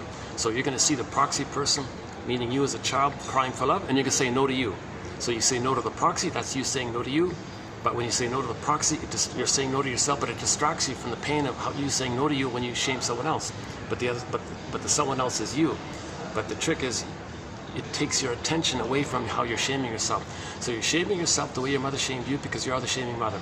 But you just don't feel the pain of it because you find a proxy to play and you shame them. That distracts you of how you're shaming yourself and the memory of mother shaming you. So you're dependent on finding some non-threatening substitute other. So scapegoating phenomena, Murray Bowen's theory about the triangle, the triangulation. Okay, you're finding someone else, family systems, or whatever you want to call it. This third non-threatening substitute other, this other person, whoever it is, okay, you're going to see them as you. You're the shaming mother, and you're going to play that record. Now the record said mother shamed you. Well, you're the shaming mother. How do you shame you? Well, find a proxy to play you and shame them. Okay, that's part A. The baby still has this fight with the mother. So how does he be the mother and fight with her? Well, there's the proxy. So first, the proxy played you as a baby, and you were shamed by your mother. You played the shaming mother. You replay the record by being the shaming mother, seeing your shame self into the proxy and shaming the proxy. That's you. Okay, now that's part A. Now, okay, this is called primary process mentation. The baby's mind is what they call primary primary. Alice in Wonderland, mad in there. Alice says up is down, left is right, flip flop. Okay, there's no, in the primary process mentation, primary process thinking. This is what myths and fairy tales reflect. Myths and fairy tales are pictures of this inside mind of the baby early on. It's just vaginal, no words. Things are exaggerated. There's no time. There's no sense that something should be in a proper place. This could be there, that could be there. You can flip it there. Okay, things can morph and be exaggerated. There's no conscious logic there. Okay, so in the part A, when they replay the record, they found someone else to play their innocence. They're the shaming mother who shames innocence. So they're going to shame themselves, find the proxy to play themselves and shame the proxy, replaying of the mother shamed them. So that means they're still being shamed by the mother, but they're the mother. They're replaying how mother shamed them. They're the mother who shames themselves. The trick is they just find someone else to shame, to distract them of how they're shaming themselves. And then that's part A. Part B, hocus pocus, auto-hypnosis, double focus, flip-flop, Alice in Wonderland. Okay, the one you just shamed, who played you as a baby, you're gonna morph, poof, you're gonna, like magic, you're gonna morph. It's Alice in Wonderland, things are magic. You're gonna morph that one you just shamed in the present, and suddenly you're gonna see that person who was first you as a baby, suddenly poof, they're the monster mother that you made in relation to the mother experience. So the baby makes a monster mother image. And now he's going to fly that monster mother image onto the one he just shamed, who just played him as a baby. So someone else just played him as a baby, and now suddenly he sees him as the monster who's hurting him. Now he's the victim of that image. Now that image is his own rage. That image of the monster mother is a reflection of his own rage at the mother. Rage and oral greed. He creates an image. He's going to fly his own image that he made about his own feelings onto the victim and say, oh, you're dangerous, you're a threat now. Now he's going to fight with that person. So he wants to emotionally control that person, thinking he's going to try to control the breast mother. So he's still in that battle to try to change the mother, control the mother. So when the baby's enraged, the basic is back up. Okay? When the baby was first nursing, he was enraged and had the fantasy, geez, wouldn't it be great if I could just control this woman? She's so naughty and so frustrating, so stubborn, doesn't see me. I want her to see me. I want her to acknowledge me. She's stuck in her past. She doesn't see me for the present. Maybe if I can be demanding or something. So he's enraged like this. So he wants to control the mother. He may think, does he got to devour the mother? Does he feel like a hungry wolf now? It's called oral greed like this. Right, let's talk about anxiety. The Disney film. Hopefully I'll remember to redo that trailer of Inside Out 2 about anxiety with the oral issue. So the baby has an oral greed and oral rage like this. Okay. And in his brain, his feelings of rage and oral greed, an image is created by it. That image could be the monster, could be the cyclops, could be the boar queen, could be some angry witch, could be the hungry wolf, any kind of, anybody, it's infinite. If you ask a person to take a piece of paper and draw a circle on it and say to them, make that circle enraged and make that circle into a creature that wants to eat you. That's it. Everyone's going to have their own unique little twist on it, but it's the same message. Okay? So myths and fairy tales, almost every myth or fairy tale is going to have some kind of frightening character. That's a metaphor of the baby's rage and oral greed. That's all it is. So he has that picture in his mind. That picture is his own rage and oral greed. He makes the mother that. He blames the mother as being that. No, he feels like the hungry wolf. The mother isn't the hungry wolf, but he feels like the hungry wolf, thinks the mother's the hungry wolf, makes an image of that, flies it on to the victim he just shamed. Now, he thinks the person he just shamed in the present is the mother in the past. Now he continues the battle, trying to control the proxy, thinking that's the mother in the past. This is psychotic stuff, I know. That's why he's driven by this primary process mentation. Unconscious motivation doesn't make sense like this. Now the other person, the poor person, the other innocent person can't say, hold the phone here. I'm not you from back in the nursery. Wolf, suddenly you think I'm the mother who hurt you back in the nursery? First you thought I was the victim you, now you think I'm the monster mother who hurt you? What are you doing here? They don't know this. All the child's life force is driven into that memory. Now that memory is burned in, it's grooved in the survival brain. That survival brain is like a crocodile brain. John off jokes, yeah, you don't talk reason or feelings with a crocodile. They're just survival anxiety. They're not reasonable like this. That's a symptom of trauma. No baby should be so abused like this. Babies should be nursed and held and fed. Never. This is a recent phenomenon where babies are being so abused. This started 10,000 years ago, where babies are being so neglected and abused like this. But prior to that, the theory is all mothers nursed their babies and held their babies. I even saw a stray cat here nursing the kittens, homeless kitten like that in the big city. That's the natural state of affairs with mammals. But so many mothers have a baby. Oh, here, nanny, you take care of the nanny. Out of poverty, he's doing it, didn't want to do it. Oh, here, baby, here's the plastic bottle, things like that. So. Oh, another fancy car here. Wow. Well, that's the second super fancy car I've seen here today. Yeah.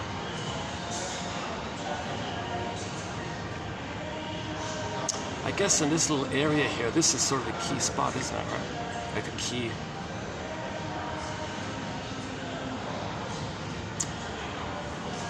No, there's a couple of other nicer places as well. Yeah, this is a nice little part of town. Yeah.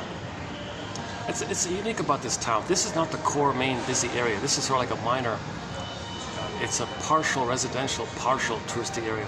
But it's not as busy as the core main busy area. I couldn't do a video in that area. It's just way too, how's the battery? Hold on. Oh, 57. Oh, it's draining again. Look at that, eh? Jesus. How about now?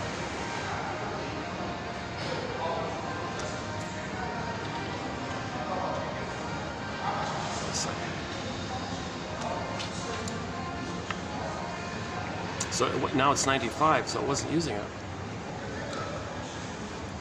Okay, let's see. 57. I'll know in a minute if it's charging up or not.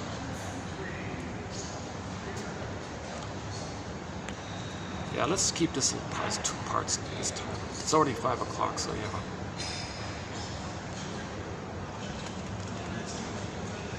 So we're talking about the record, how the two ways people are replaying the past and the present. Now, it's misguided. The hope is that they're going to change the past, undo the past, get the love that was needed in the past. It's very misguided. Now, when the stingers do this, it's very misguided because they find the proxy, make the proxy cry for love. So they, as a baby, cried for love. In the new situation, they just see an innocent person wanting love, and they'll say no to them with their dark humor because mother shamed them. That's how they replay the record. They don't play themselves. They find proxies to play them while they're the shaming mother who shames them. That's more perverse. Really? You think shaming someone else is going to change what had happened to you back in the nursery? Really? Shaming someone else is somehow magically going to heal what had happened to you back in the nursery? This is psychotic stuff. But that brain, that survival brain, that crocodile doesn't know time. It's ironic that somebody might have a crocodile watch. It's ironic because crocodiles don't know time. Right? A crocodile wristband or something. What an irony, because the crocodile doesn't know time. Or an image of a crocodile in the watch face or something. Or a gecko or a lizard. salamander, one of those primitive kind of creatures that cold blood, they don't know. There are, that survival brain is sometimes nicknamed after any kind of creature out there that only has the instinct for survival and reproduction. No family and love and all that. That brain is coming from like that. It's called the survival brain. Janov keeps calling it the salamander brain. He's the only one that does that. Everyone else calls it the reptile brain or the lizard brain.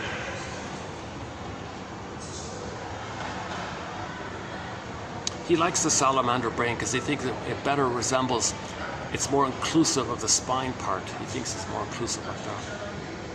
He said his friend told him that the best metaphor for the survival brain mind is the salamander, so he adopted that. Yeah, once again, the best, another exciting, enthusiastic element of this collection of quotes are the Janov quotes, 2745 to 70. 26 videos, 300 plus quotes, an excellent 101 on psychology right there. Oh, how's the battery? 60%. Oh, it's working now.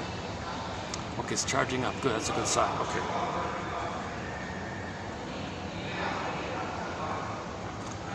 I've got 2 coffees in me today. Ah, jeez.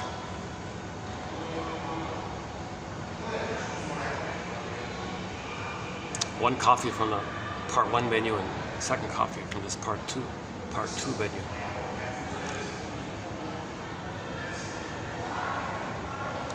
I'm way better off with a half a liter of guava juice. I could speak calmly for 10 hours with guava juice, but with 2 coffees, I have a little enthusiasm for an hour, and I kind of crash like that.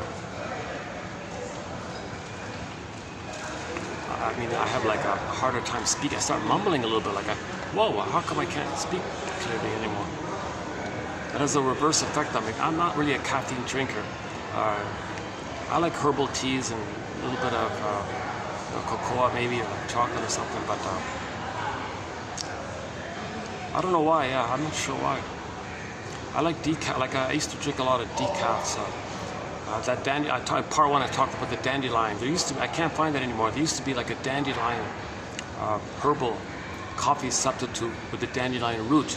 It took the root, the dandelion root, and somehow through some process created like a hickory kind of a coffee substitute. And it was my favorite coffee substitute. That other stuff, I didn't really get into the other stuff, right? But that dandelion one, yeah, I always look for that one.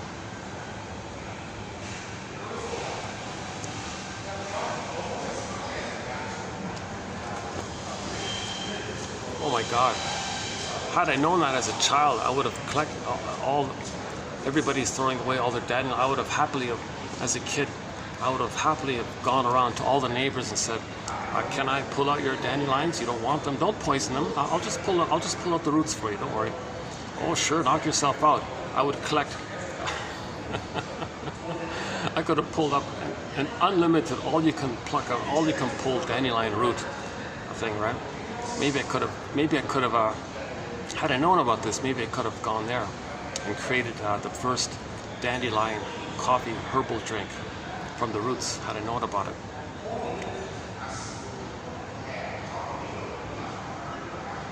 I was mentioning in part 1, I saw a little,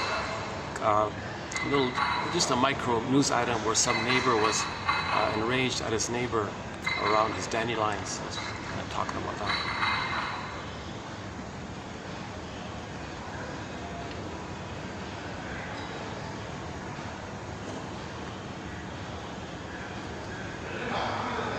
And sometimes fancy cars have that function, right?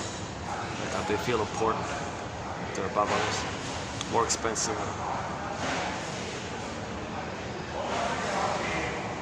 And the advertising associated with that car implies status.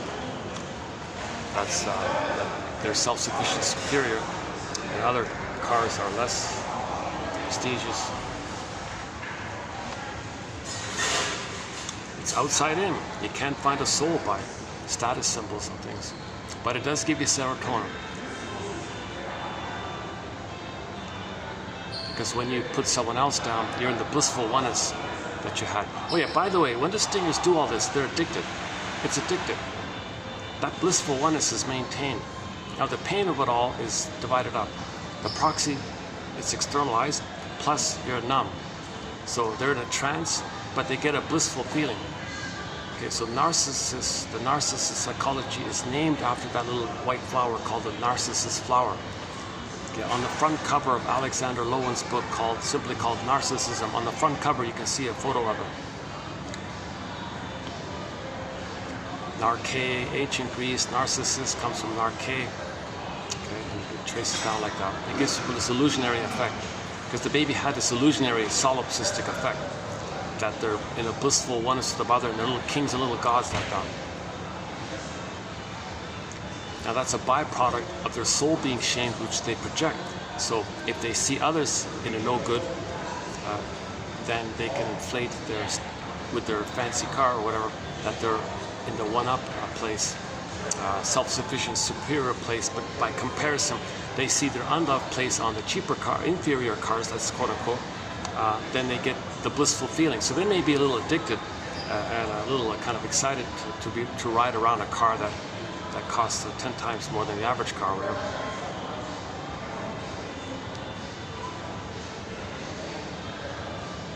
Because they can drive around with the constant feeling, look, everyone out there has an inferior car, I've got the superior car. Well, when I was a baby I felt inferior and my mother was superior, and I'm her now. They get a blissful feeling. That recreates the blissful union. Remember, the baby had a bliss with the mother? It's forgotten, but it was there. So now it comes up a little bit and you don't know it. It's an uncanny feeling. You're driven by this, and now you're addicted to it. So the sticker personality patterns, they're considered addicted. They're addicted to hate. The main emotions are survival. They're addicted to this. Hate, greed, envy, spite, vindictiveness, schadenfreude, grievance collecting. Bergler calls it injustice collecting. Since they don't mourn, if there is a loss, they do denial, contempt, and sour grapes by saying, didn't even anyways. Again, that's a Pyrrhic victory for them. They put others down, put themselves up, didn't need them, because them was their shamed, unloved self, seen in the proxy them. Oh, yeah, here's another good here's a pretty good example. I won't show it to you, but what I'm seeing in front of me is another example of somebody kind of openly, flamboyantly, look at me, see me. When I was a baby, mother didn't see me. I'm still. So either A, they unknowingly are trying to still get seen, or Bergler says they're trying to communicate. You see, my mother didn't see me. You see this exaggerated, flamboyant appearance I have to make. Well, see, I'm telling you, world, my mother didn't see me. And that's my way of telling you this, by my wildly flamboyant, attention-drawing, head-turning kind of appearance kind of thing. Oh, there's a Tweety bird. There he goes.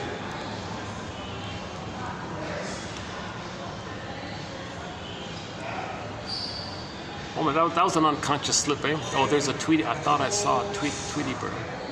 It's that Sylvester. Is that Tom and Jerry? Never mind. Oh, let's check the battery. Hold on. Okay, it's charging up 75. Okay, it's working. It gets dark. It kind of gets dark around here. Let me finish within the next hour, because it's hard to get good lighting.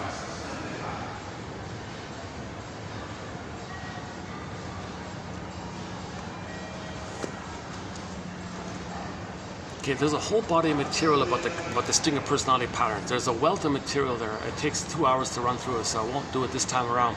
But you got the emotional scapegoating, okay, the prejudice, okay, the addiction part, the trance logic, the double think, okay, the rationalizations, and there's a whole body of material. And if two stingers get together, if two stingers get married, they scapegoat their children. There's a wealth of the songs they like, the survival slogans, the jungle survival slogans. And they reject the human side of being human. If someone else shows the human side of being human, if someone else shows vulnerability, trust, tenderness, okay, they'll attack it because it was attacked in them. They hate it because it was hated in them. So envy is very pronounced. Envy is very pronounced. That's very good that in the Disney film coming up, envy is one of the characters. That's very good they did that. So envy means that the baby perceived that the mother hated his goodness. He identifies with her. To have her, he's got to hate goodness. When he sees goodness, he's got to hate it. He feels blissfully connected to the one. See, mother, we're one. You hated goodness? Well, I'll hate goodness. Now we're one, right? Two peas in a pod, we're one, we're symbiotic, we're blissful, it's exciting. So now that's how they have a mother, to imitate her. So they're addicted to the symbiosis of being one with the mother. They're not themselves, they're the mother. They're one with the mother. This is a pathological thing here. It's not supposed to be like that. Every human is born with feelings to grow to be them. We're born to be embodied, like born to be ourselves kind of thing. Yeah, born to be embodied, right? Born to be wild. Well, we can bore the song "Born to be Wild" in a way of born to be connected with our natural, instinctual, quote-unquote wild, like natural, like wild, nature, like wild, like in the nature. We're born to be natural, homo naturalis. We're born to be natural, something like that. Yeah, I'm not a fan. That song is not on our soundtrack. It's way overplayed. It's kind of annoying when I think about it. Simple, boring song, actually.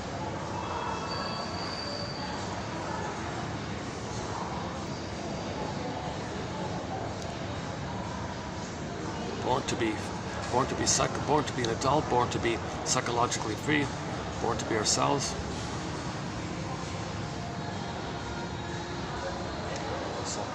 All right, one sec here. Hold on a sec.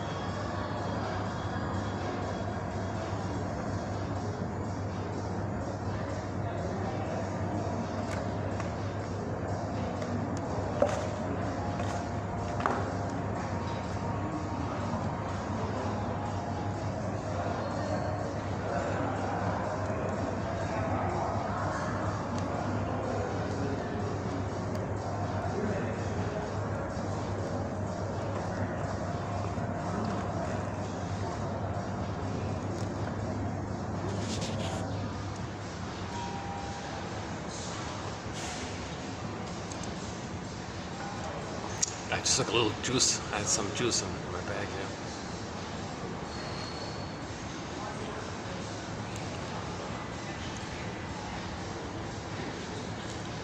See, when I'm outdoors, I can turn the camera and let you see a bird flying. While you're looking at the bird, I can take some juice.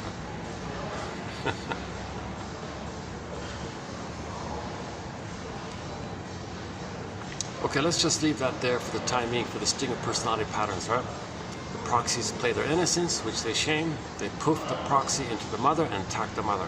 They're addicted, and they have excuses for it. It's survival anxiety. And of course, if you point out that they hurt someone, they don't care. They don't feel. They'll flip-flop. They'll blame. Stony silence. They'll forget. They'll blame you. They'll act like... what are the tricks? One of the BPD tricks is someone else says something, they'll pretend they said it. Why don't you respond to that? Or they'll act like they said what you just said. They do a hall of mirrors, like house of mirrors, hall of mirrors. Are they there? Are they there? Catch me if you can. Now you see me, now you don't. So they won't admit to anything. It's morbid lying, it's pathological lying. They can't admit to anything real or true, because if they do, they remember the original prototype. When they came out of the uterus and had needs and feelings, mother hurt them so much. They don't want to be reminded of that. So as a defense against that memory, they don't want to show anything authentic. So they're always in survival mode, in survivalism. Okay, so they'll pretend this, pretend that. They're very good at this. And it's a survival, so they got to be good at it. So they're intuitive. They can sense your vulnerability, distract you, blame you. They did something wrong.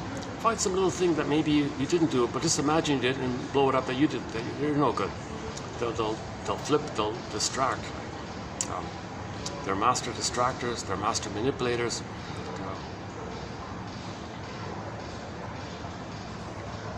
Okay, this is partly out of survival anxiety, partly out of the fantasy they want to control the other, meaning the mother. That the other's the mother, they want to control the mother, seeing into the other as a proxy for the mother. So first, okay, and so on. So the BPD quotes are very good. The Janov quotes are excellent. Okay, and then that leads into the BPD quotes following them. So all of the quotes, and this from 2024, this year, these past 3.5 months, excellent quotes all around. Last year, same thing. The year before, same thing. These are all excellent quotes. These are all excellent. Right from TQ1. We're now at 2806. TQ1. TQ1. The travails of the traveler reveal the traveler to himself. Just to open it all, just to open the whole thing up. The travails of the traveler reveal the traveler to himself.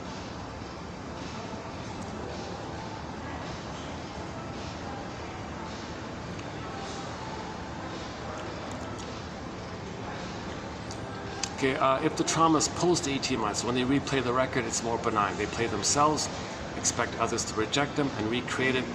That's for them to know mother rejected them at that stage. Now, when the stingers replay, it's harder to see how they were rejected because they're doing the rejecting. They find someone else to play them, wanting love and rejecting them. So them doing this is for them to know how the mother treated them. The way for the stingers, the way they're treating others, that's an inference or a communication from the unconscious, telling the person that how they're treating others, that's for them to know how their mother had treated them. They're restaging and replaying the thing in the present to know what happened in the past. One, to know what happened in the past. Two, with the misguided attempt to change the past, but there is time you can't change the past. When the clingers replay the thing, okay, being disappointed again and again, that's for them to know mother disappointed them again and again. The clingers and the stingers. The whole body material about the clingers and the pleasers and the caretakers. It's childlike, it's more benign, they don't hurt others, they just replay being hurt. It's kind of direct like that. Stingers say, no, I can't be hurt anymore by my mother. I gotta find proxies to play me and I'll hurt them because my mother hurt me. That's what the stingers do.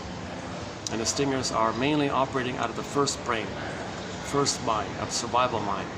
So that's why they have no apology, no regrets. Their slogans are all jungle slogans, survival slogans. If I'm not greedy, if I'm not envious, my mother's gonna eat me. Okay, the world's my mother, everyone's gonna eat. They have this eat or be eaten kind of mentality. Again, when the baby's nursing, he has oral rage. The mother is a monster with oral rage, eat or be eaten. That's all it is. That's all it is.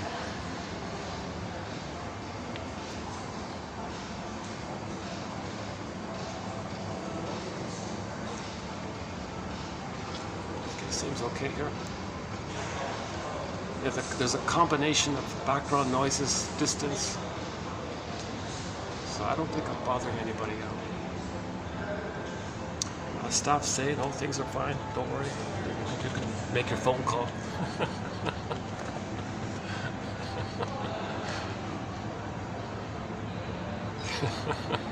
You can make a phone call. That's a thought. I could do this live, right? The thought has crossed my mind, maybe to get more viewers. If I were to do this live, would I get more viewers? Would that work or not? I don't know. I do no editing. I keep all my bloopers, so I don't see them. Or would I make more mistakes knowing it's live? Like, would that be an interesting thing too? Would there be a greater cry to be seen if I knew it was live? Like, would I be trying harder than I normally do? Would it affect me if I thought I was doing this live? Would I be affected by it?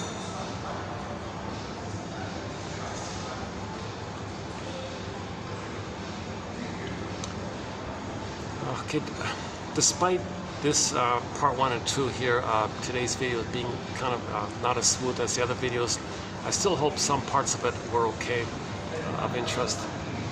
Let's move on to today's quotes here. It's kind of on the lighter end, mainly by two self-help authors. Okay, the first two comes from a book, something about healing from parents who were emotionally immature. I forgot the exact title. But the main point of it is just the phrase, emotionally immature parents. Just try that out for a while. Instead of saying, oh yeah, narcissistic parent, BPD parent, just say emotionally immature parent. Oh, okay, it's clearer, it's more descriptive. It's more in the area of finding out the story. Labels prevent that kind of thing. So it's more descriptive, right? Emotionally immature parents. They're traumatized, they're emotionally immature. Still some blessings, but the truth is they couldn't meet your needs, but still they tried their best. They would have if they could have. And in their own way, they tried to, like some way, she was saying, some mothers, they feel the only thing they can do for the child is give them food. Here's food, here's food. I can't give you emotional food, I can't give you emotional relationship, I can't see you, I can't recognize you, but at least let me give you the food, give me the food. So that child may grow up thinking with that message, like, what's that about? Like, why are they always like giving and giving? Is that their value? Well, they're imitating the mother. Like some people who are like too generous like that, maybe that's a clue of the prototype. That mother just communicated her attempt. Sorry, baby, the only thing I can give you is food. So maybe people later on, as adults, might be a little bit overly generous. Well, here you go, people. Here's food. Here's food.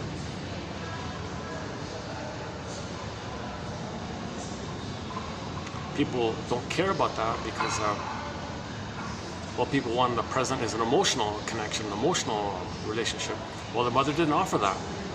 The mother didn't offer it. She felt guilty. All she could do was give food, maybe.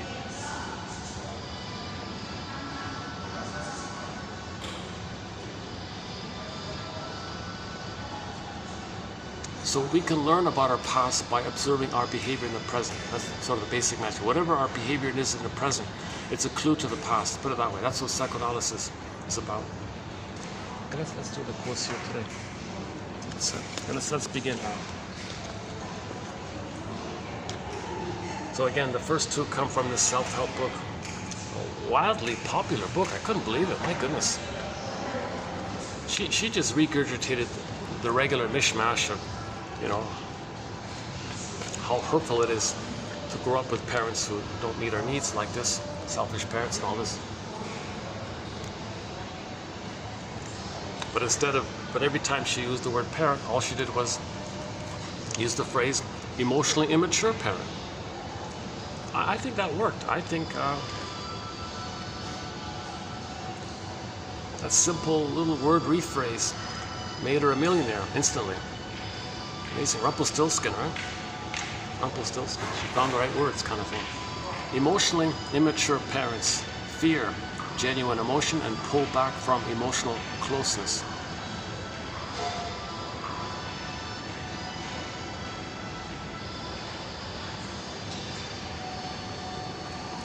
They're not in touch with their own emotions. So they're soul blind within, so they're going to be soul blind to the child's emotions.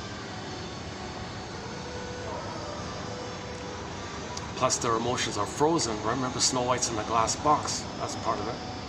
And they're stuck in the past, using the child as a to play the past drama. So nobody's being seen here.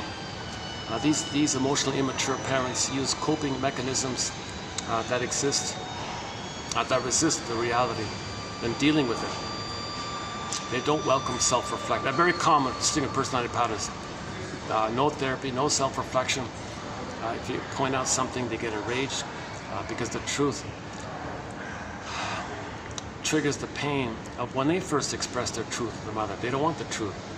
Plus, they only have the status of being one with the mother, that they're little kings like that. You want to question that?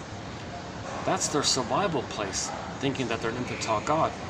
You want to point out that they're not a little God? Then what are they? They don't have the authentic self. Now you want to take away their false self.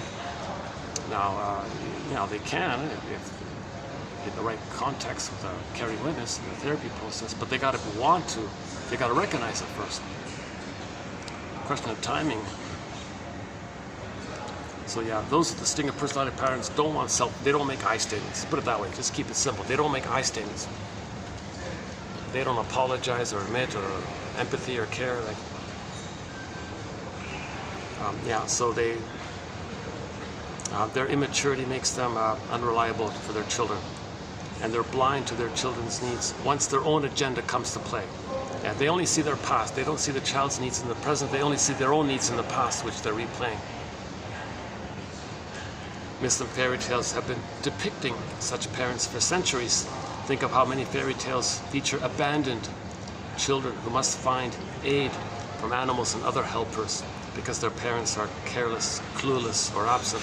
In some stories, the parent is malevolent, and the children must take their survival into their own hands. That's the kids, the Hansel and Gretel. These stories have been popular for centuries because they touch a common chord.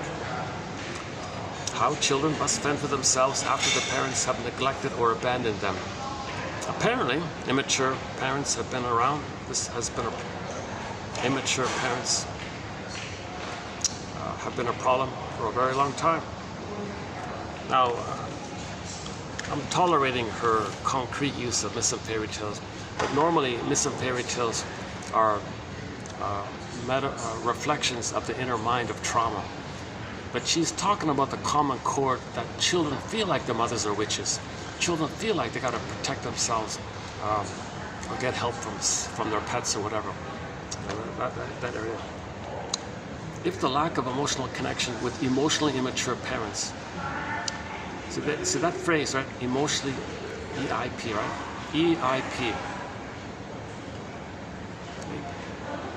Wouldn't be ape, right? A. Yep. No. Ape. How can we remember this? Emotionally immature parents. EMIMPR. MIMPAR? No. EMIP? EMIP? No. EIP. Let's just do that. EIP.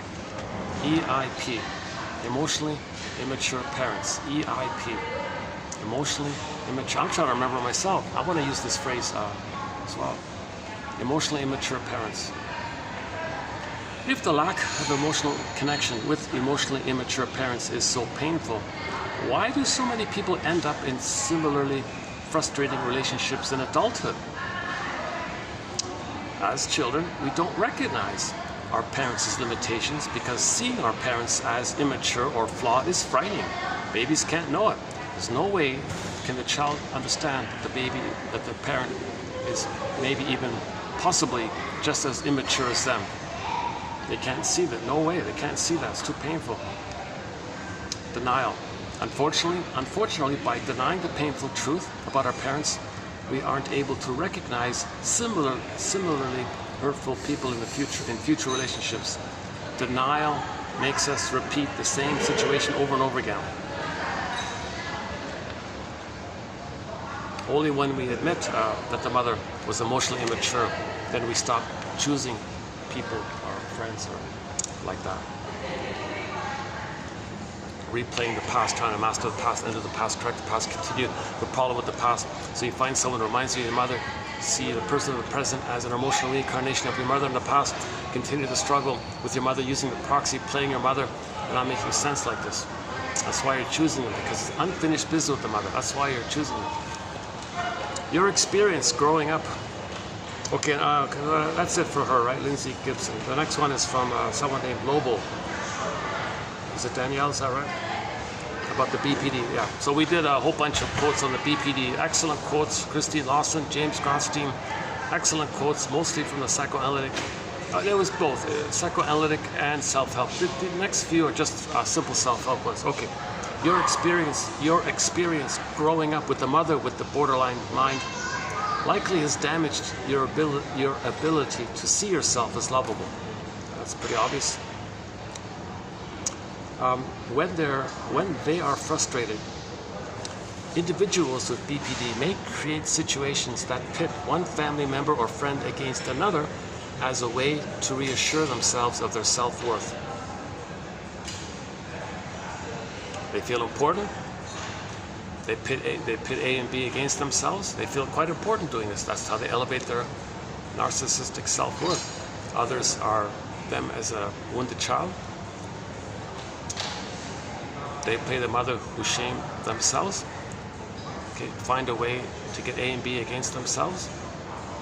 This is also known as the Iago pattern. Iago is the guy who spreads rumors around, gets others against themselves, because and then the others are damaged. The goodness in the others are damaged. They feel safe with them. Hey, mother, the envy breast is the mother. Hey, envy breast mother, I'm you. We're one blissful connection. So when they treat others the way the mother treated them, they get that blissful connection with the mother. So they're loyal to the mother, still trying to save the mother. They're one with the mother. So the behavior is in the compulsion. They replay it. See, mother, see the goodness out there? I managed to get the goodness damaged out there by getting A and B against themselves. See all that goodness out there? Well, I had goodness and you damaged me. Goodness out there, I'm you damaging. I'm just like you. I'm going to replay how you damaged my goodness. I'll be you. I'll see my original innocence outwardly. Okay. So the outwardly will be me. I'll be you. I'll damage myself, but I'll distract myself by damaging outwardly. That's me replaying how you damaged me. Those who suffer from BPD may see boundaries as a form of projection and an indication that they are unworthy. Once boundaries are firmly established, your relationship with your adult, with your mother. Okay, this is for adult children. Oh yeah, this book is about people who grew up with BPD mothers and now they're adults. Now, how do they still continue? Now, what do they do? Now how do you, as an adult who grew up with a BPD mother, what do you now do? Well, as an adult, you're going to start to set boundaries finally. No, you can't barge in my room whenever you want like this. I'm married and I have my own family here, and you think you just come in like do what you want like this? So you're going to set some kind of boundaries. Once boundaries are firmly established, but the mother will feel rejected. You set a boundary, you're rejecting me. So she'll be enraged, use all of her tactics. Once boundaries are firmly established, your relationship with your mother will be more stable and hence safer for both of you. So adult children have to trust their intuition and not take the old hook baits game with the mother that she used in the past. Right? So one cartoon strip says, mothers know how to push your buttons because, hey, they sewed them on.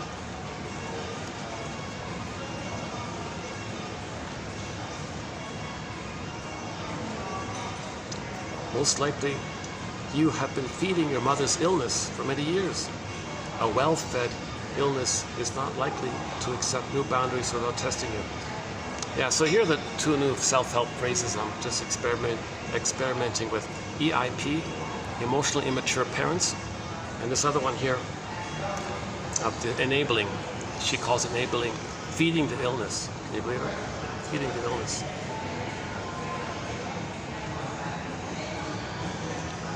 So if the mother uses her old tricks and you fall into it, you're feeding the illness. That's what it means. Projection. Projection is usually an unconscious process where the projecting person has feelings but doesn't know how to communicate them openly or doesn't want to own them directly. Your mother may project onto you or other family members because she has needs. She doesn't know how to or won't communicate directly to you. Many of her hurtful comments are reflections of her own pain and aren't really about you or your value. So the BPD mothers project immensely. So a lot of the duplicity and games they're doing, it's kind of code for the pain they're in, basically. It's their cry for love. And they can't make I statements. They can't make I statements. So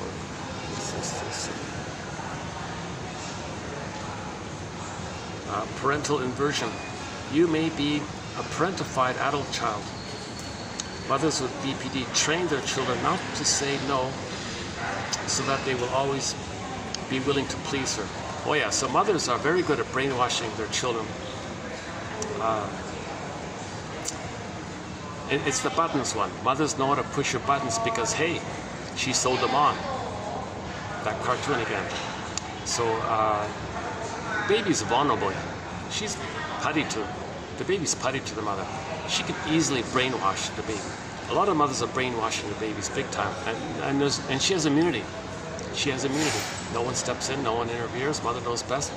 She's Lawson says when the mother and the baby are alone, okay, the witch side of the mother comes out. That witch side is her envy. Okay. Destroy the goodness of the baby first, then see the baby as your mother. Now control your mother. That's the witch. That's the witch of it all. That's this voracious energy of the oral rage and greed that the mother, as a baby herself, had originally with her mother back in her nursery time. That leads to the witch part in her mind. Christine Lawson.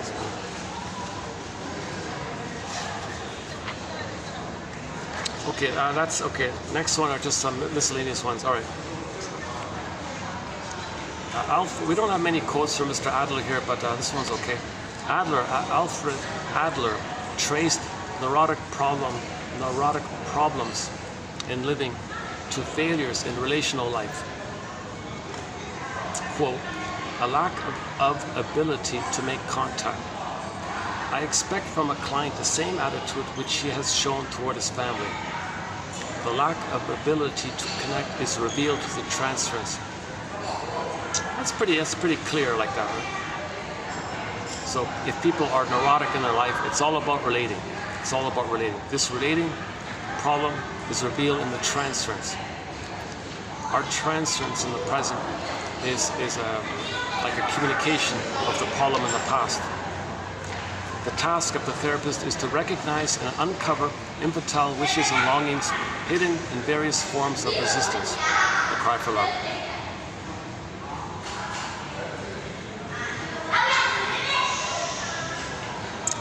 We don't have many quotes from this Mr. Winnicott guy. I only have like barely a handful of them. But I thought, okay, let's include this one here.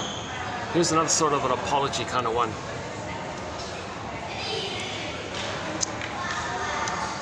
Now either he's being sincere or he's being cynical, I don't know. Or he wants to be seen in a good light. So sometimes people confess deliberately, it's fake, but they want you to admire them. So I don't know if this is sincere or just a typical. I'm not really a fan of Mr. Winnicott now.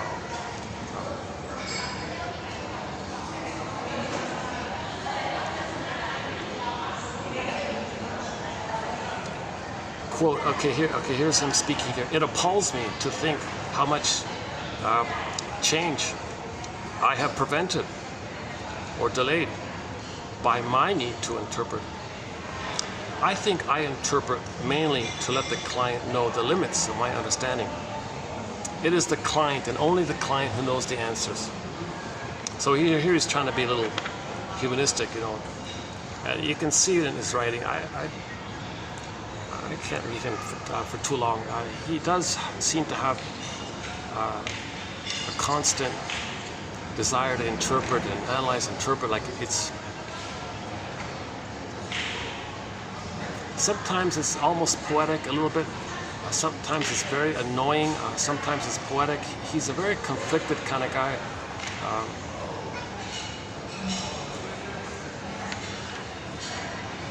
But anyways, the message. It's funny, as I read his quote, I feel a little uncomfortable. With these kind of guys. They're kind of schizoidal.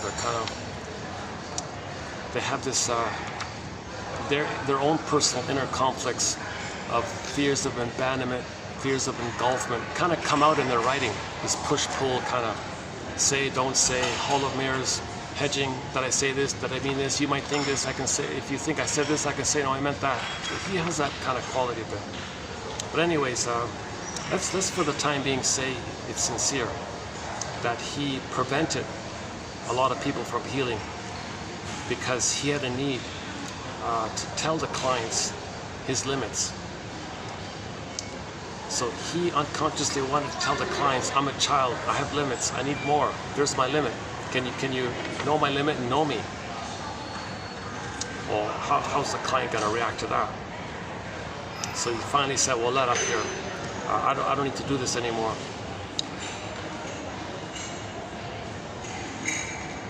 Yeah, it's mainly for that one there. I think I interpret mainly to let the client know the limits of my understanding. So there's like a cry for love almost, right? So if Mr. Winnicott's always giving these little dream interpretations, this means this, and you said this, well, it's because of this. If he's always trying to analyze and interpret, he's now saying, I don't really know the answer. I want to let you know that. I'll say everything I can. I want you to get the message that I don't know. Maybe you'll understand me, and maybe you'll see me, kind of thing.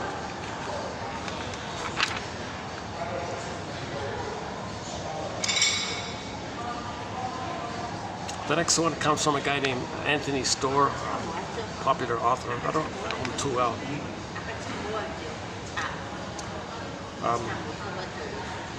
Okay, a Don Juan who was successful with women would certainly not be considered to have achieved emotional maturity, but to have remained in the narcissistic phase of development, for the term refers to a man's total relation to, yeah, okay.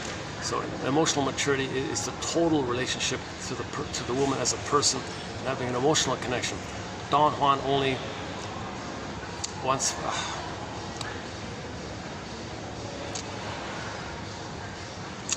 He is searching for impossible mother in everyone.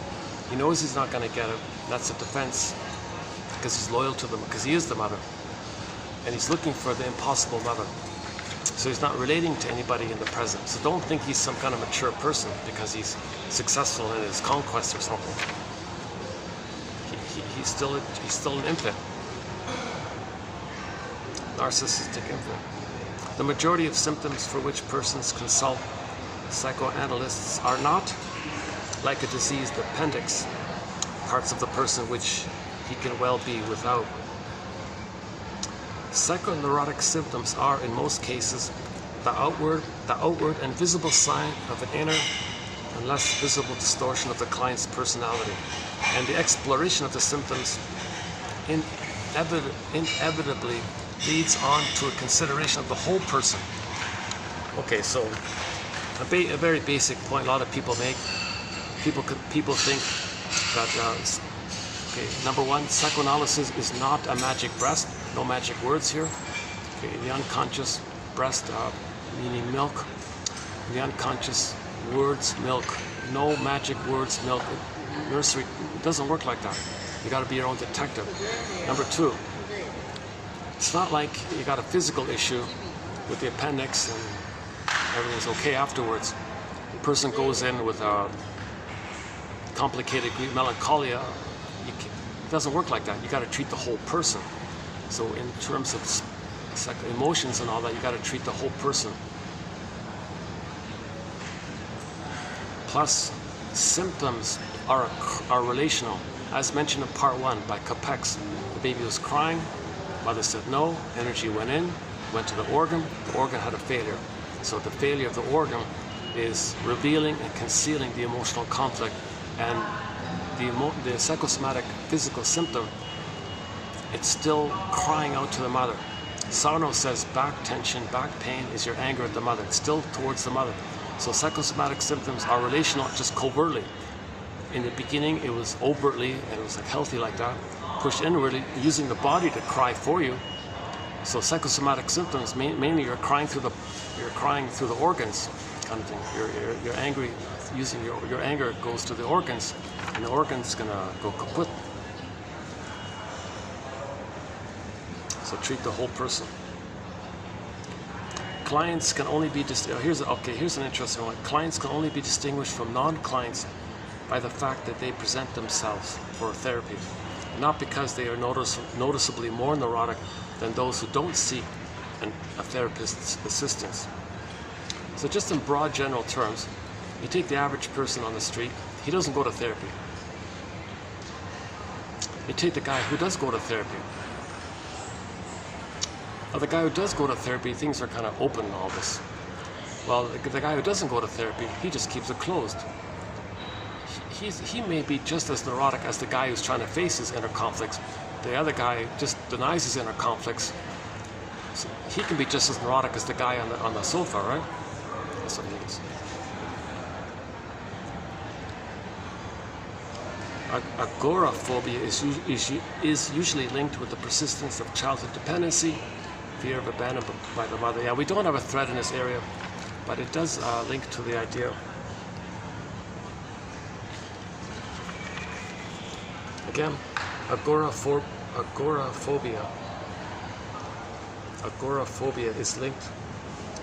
is usually linked with the persistence of childhood dependency,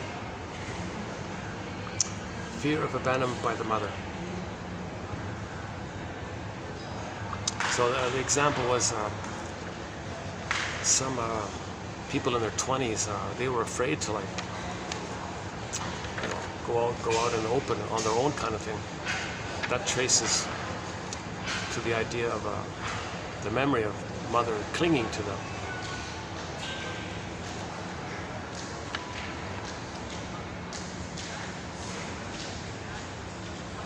Okay, I don't know too much about that one. Question mark about that one. A mature object relationship is one in which the client has overcome his infantile dependency and his emotional attachment to his parents and siblings, and has been able to make satisfying relationships with other people in which neither identification nor projection play an important part. So in your relating, is it based on projection, like with the past, replaying the past in the present, using the person in the present as a stand-in for somebody in your childhood drama? Somebody calls it a melodrama. What was that? Yeah, somebody calls transference acting out a melodrama, like this theater thing.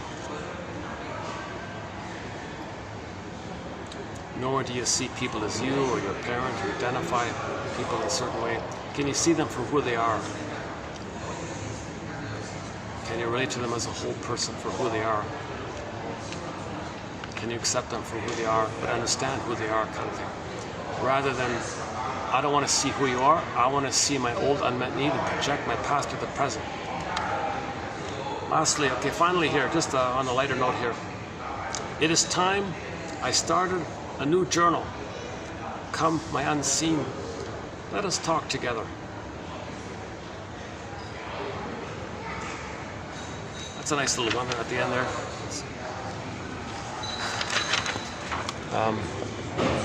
Can you see it here? Well, I don't know if you can see it here. It is time I started a new journal. Come, my unseen, let us talk together.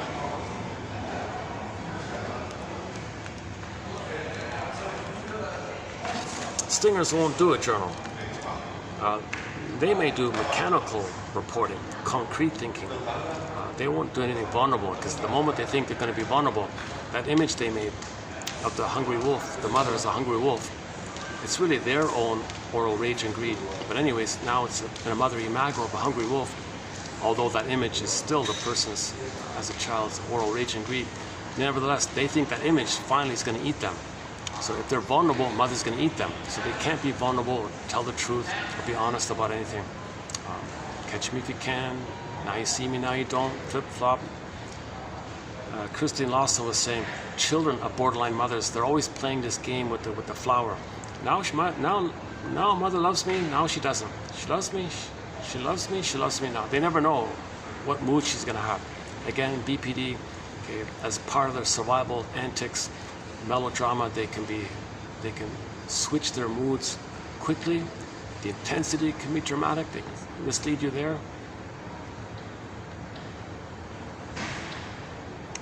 Their thinking is distorted. They don't know how to soothe their feelings, because BPD means relational PTSD. Just the act of relating, it's PTSD. So they're in PTSD mode. PTSD, an immense survival issue. BPD is relational PTSD. It's all survival anxiety. Oops. Is it okay if I'm talking here? It's okay with you? Oh, okay.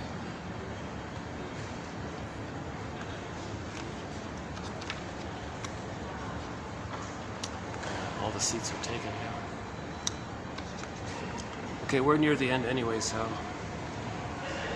Self-realization and self-actualization are invariably aims rather than actual achievements. The search for identity is a never-ending quest. So nobody achieves perfect psychological birth. Nobody achieves perfect total reintegration with their embodiment.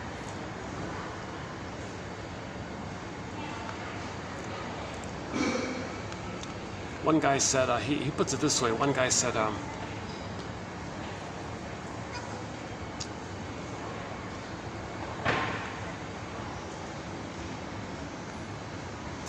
do we go again? The idea that healing is not an either or, but it's just an ongoing, lifelong process.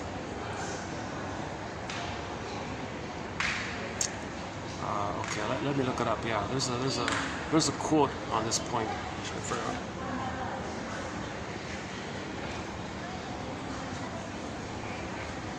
Yeah, let me report it tomorrow. Yeah. Okay, let me pick my favorite for today. So my hope is that one out of these you'll like. Let's see.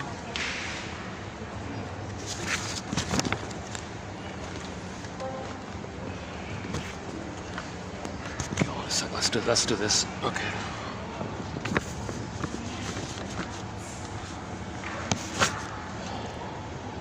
Still, battery's okay. Battery's holding up. Okay.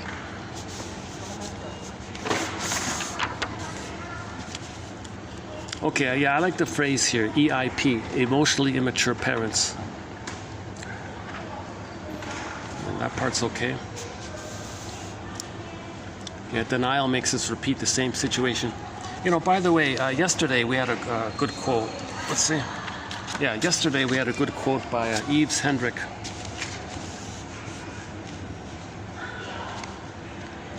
This one here. The analyst makes no effort. Hang on. Now, this one here. Each neurotic repeats his neurosis. Each neurotic repeats his neurosis.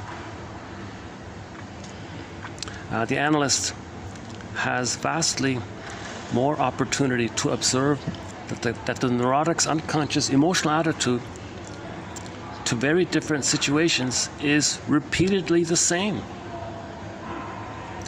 The same drama is played repeatedly with different casts and sets. What the client needs is a better play, not the effort to make a success of the old play with new actors and scenery.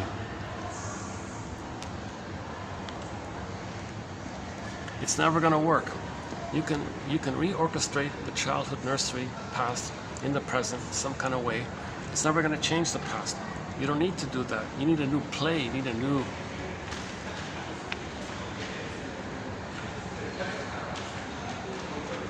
denial makes us repeat the same situation over and over again. All right.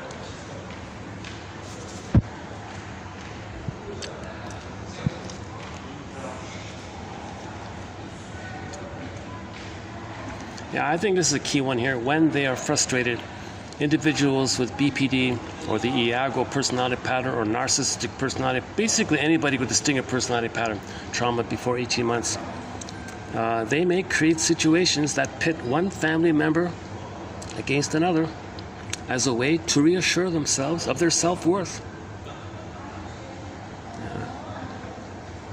I think this one's pretty good. This point here, that when people make boundaries with their mother, the mother feels rejected. No, I'm just setting a boundary here. I'm me. I'm not your mother. That's setting a boundary. You reject me. You should be my mother. I made you to find me. No, I'm me. I'm not your mother. Oh, I feel rejected when you do this. I think that's a good point.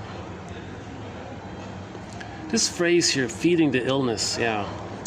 Most likely, many people are unknowingly feeding their mother's illness.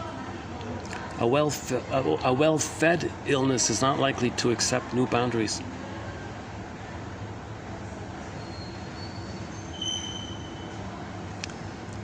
I like this one. Okay, this one's okay. Yeah. Projection is usually an unconscious process where the projecting person has feelings but doesn't know how to communicate them openly or doesn't want to own them directly.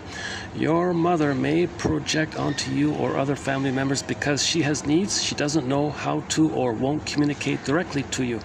Many of her hurtful comments, many of her her manipulations, her attempts to control you, her attempts to her cry for love. Many of her cry for love comments are a reflection of her own pain, and they're not really about you.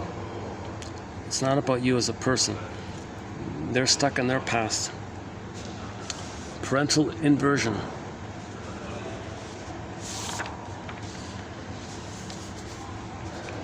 Yeah, this one is okay, this Adler one. Adler traced neurotic problems in living to failures in emotional life. Quote, a lack of ability to make contact. So the slogan in the 80s was only connect, right? Just connect. Just connect. But wait a minute. If your connection is based on using somebody as a proxy for the past, you're not really connecting, are you? Well, when they mean only connect, they mean like healthily connect, only make a healthy connection. I expect from the client the same attitude which he has shown toward his family. The lack of ability to healthily connect is revealed through the transference.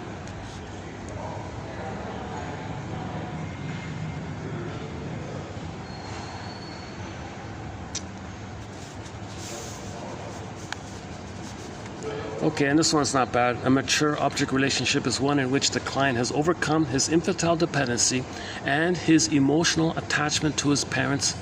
Now, sometimes the siblings stand in for the parents. Sometimes people project their parents onto the siblings. So the siblings can stand in as a proxy for the parents or as a displacement of the parents. So sometimes we forget about this. Sometimes like maybe the second child is a son, and he treats his older sister as the mother, that kind of thing, and has been able to make satisfying relationships with other people in which neither identification nor projection play an important part. It is time I started a new journal.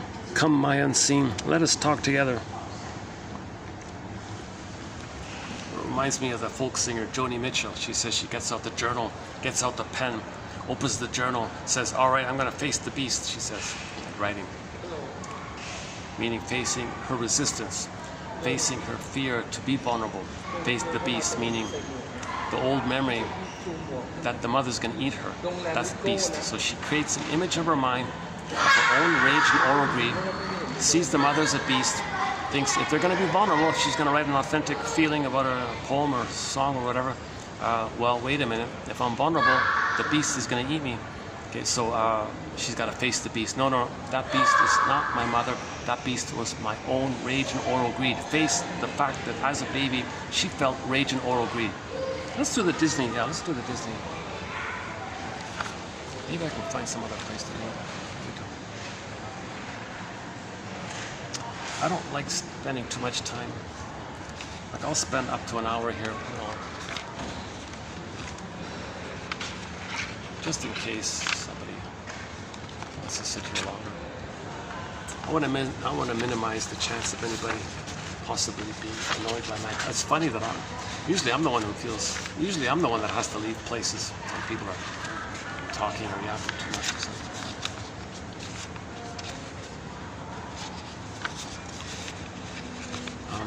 Let me think, where can I go? Let's see.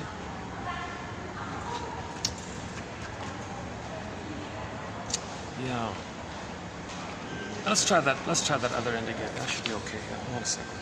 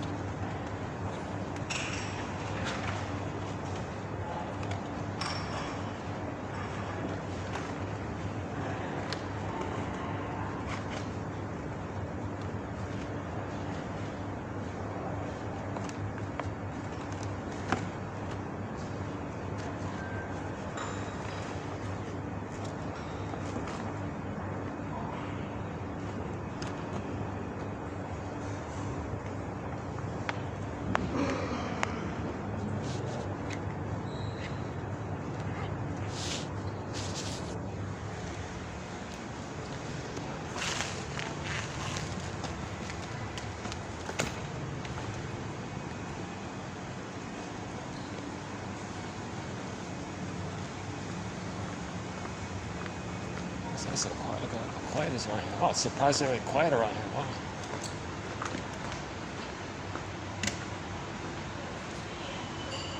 It's too bad I can't use that place in there.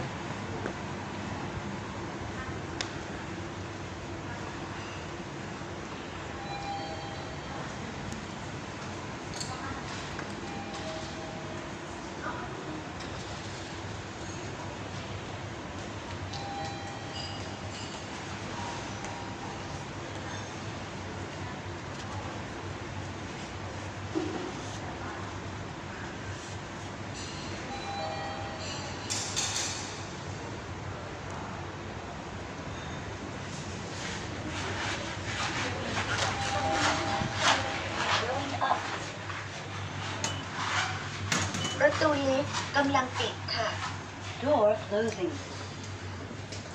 So we're posting this in the year 2024, mid-April, in 2 months. In 2 months' time, in June, mid-June 2024, the Disney film 2 will be out.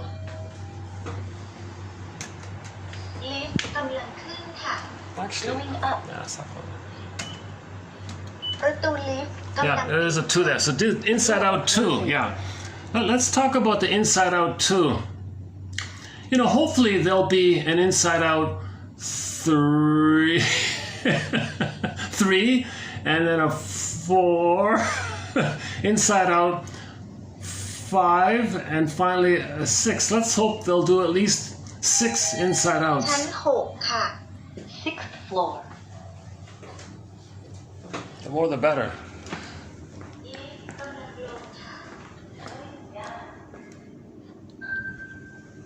Or maybe everything's closed around here. Yeah, maybe I can hang out here for a bit. The lighting's good. Oh my God, I got lighting here, right? Maybe I can try these. Yeah, they're closed. It's a holiday, so things are kind of closed around here. Hang on. Let's see. Is this?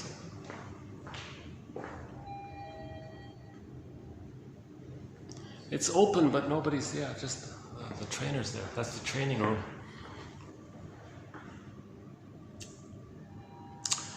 Well. Okay, let's check outside. Yeah.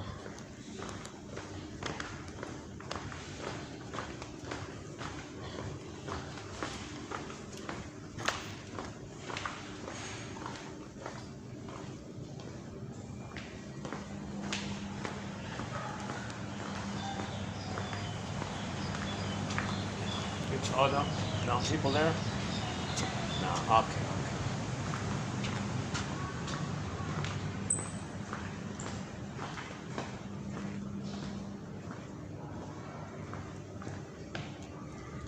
Okay, let's just hang out there then, yeah. Should be okay.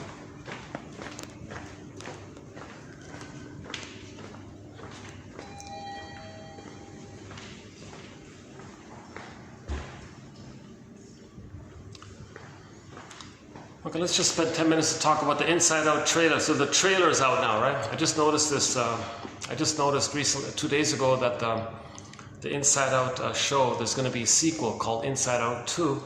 It's being released in June, 2 months from now.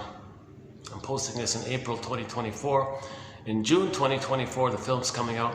So I'm basing what I'm about to say just on the trailer, only on the trailer. So first of all, in the first Inside Out, we saw the basic thing, that joy and sadness is meant to be the primary basic feelings for a person. But when the needs are not met, they get zooped away, then you're back on a survival brain, and anger is mainly at the console. That's a very basic message. Yeah. So now Inside Out 2, okay, now it's interesting. So now she's making, the character's making a transition into adolescence, right? She's going to be a preteen from 12 to 13 or something. So now there's like a whole new kind of developmental change takes place. So there's like a new console and all this. So when a person enters into junior high school or middle school, okay, grade 7, I think, there's a kind of a change there at grade 7, right? So this film picks up where the character Riley enters into grade 7, I think. So the childlike place prior, that's like all past. So the trailer shows you the demo crew, you know, demolishing the console, creating a new console, like a new mind kind of thing, like a new situation kind of thing. Now here's the funny thing.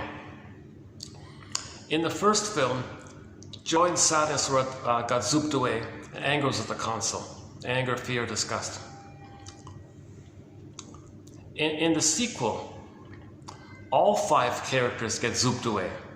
They go into the glass bottle like Snow White. And then who's left at the console? Enter 4 new characters.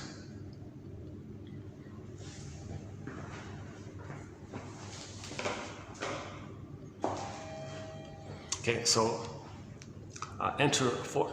Is it better here or here? Hold on. That's a little better. Oh, that's a little nicer. Yeah, okay. And enter 4 new characters. So here's my working hypotheses for the time being. I'll update this as I know more about it. So we get that joy and sadness can be zooped in the bottle because the child's needs aren't getting met. So the Snow White, represented by joy and sadness, are going to get zooped in the bottle. So we get that part. Okay. Joy and sadness exist on the console when a person's needs are met. When the person is loved and everything's okay in their development, joy and sadness can be maintained there. But 90%, one estimate is 90% of the mothers in North America are failing their babies, so joy and sadness get zooped away. Okay, and then anger's at the console in the first film. So in the second film, okay, that part's consistent. Joy and sadness get zooped away. Now here's the novel thing. Fear and anger get zooped away as well. So maybe that's because in high school it's forbidden to show anger and it's forbidden to show fear, so it gets suppressed. And in the trailer you see those characters saying, "Oh my God, we've been bottled up. We're suppressed emotions." So you got joy, sadness, fear, and anger all bottled up, right? Unavailable, repressed kind of thing, suppressed or repressed, unavailable to the person. And the 5th character, now disgust in the first film was mainly about distaste and dissmell, but at the end of the film, disgust was a symbol for shame, because when we face the shame and rage of trauma, joy and sadness can come back to the console. Okay, in the trailer, shame, called disgust, is also in the bottle. Okay. So what's going to be like the leakages or the expression or the emotional animation or the emotional expressions of these 5 being in the bottle? Well, let's start with the main one, anxiety. Okay, so fear's in the bottle. Okay, fear means there's like the child's in danger with the mother. It's direct, it's immediate, it's like in that time kind of thing. But she's 13 now, and those old fears are unprocessed, they're unmetabolized, they're unrecognized, they're unseen. Those old fears coming up again and again and again, that's called anxiety. So anxiety means you're afraid and you don't know why, because some old fear got triggered, it's unprocessed, and it's coming up, and you're feeling the old fear now, it's going through your body, it's called anxiety. Okay, so anxiety is at the console. That's reflecting how fear is in the bottle. Because again, probably in school, no one wants to show that they're afraid. They want to put on a tough mask and all this. Okay, now sadness is in the bottle. That's because the person doesn't have the ability to admit a loss. So probably in school, no one wants to admit a loss. I didn't need it. They want to appear tough or something.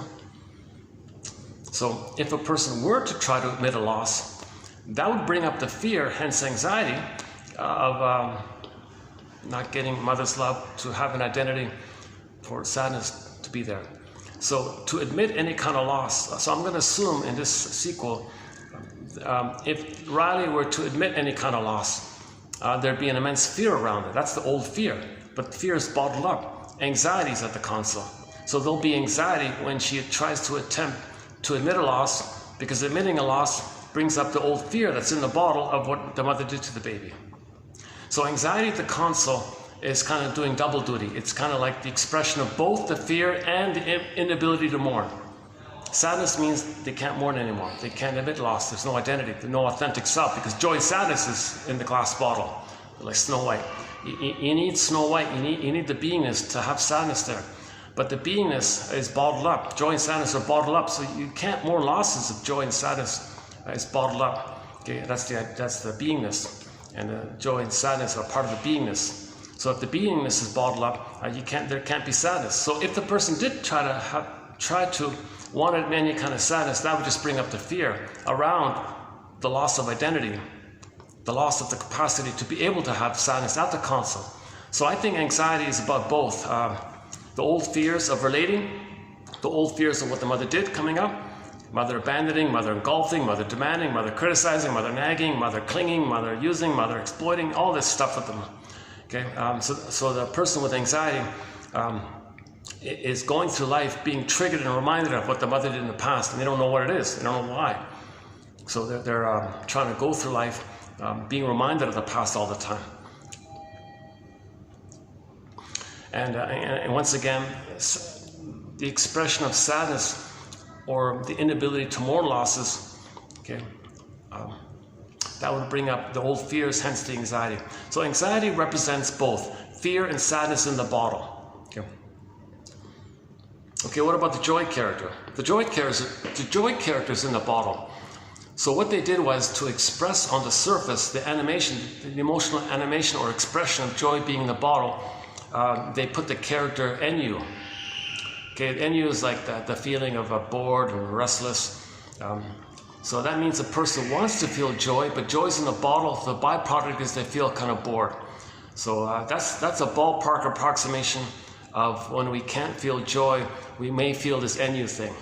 It's not anhedonia, it's NU. The person can feel joy, because Riley did feel joy in the past. She sometimes did feel joy. By the way, she had a healthy birth, by the way.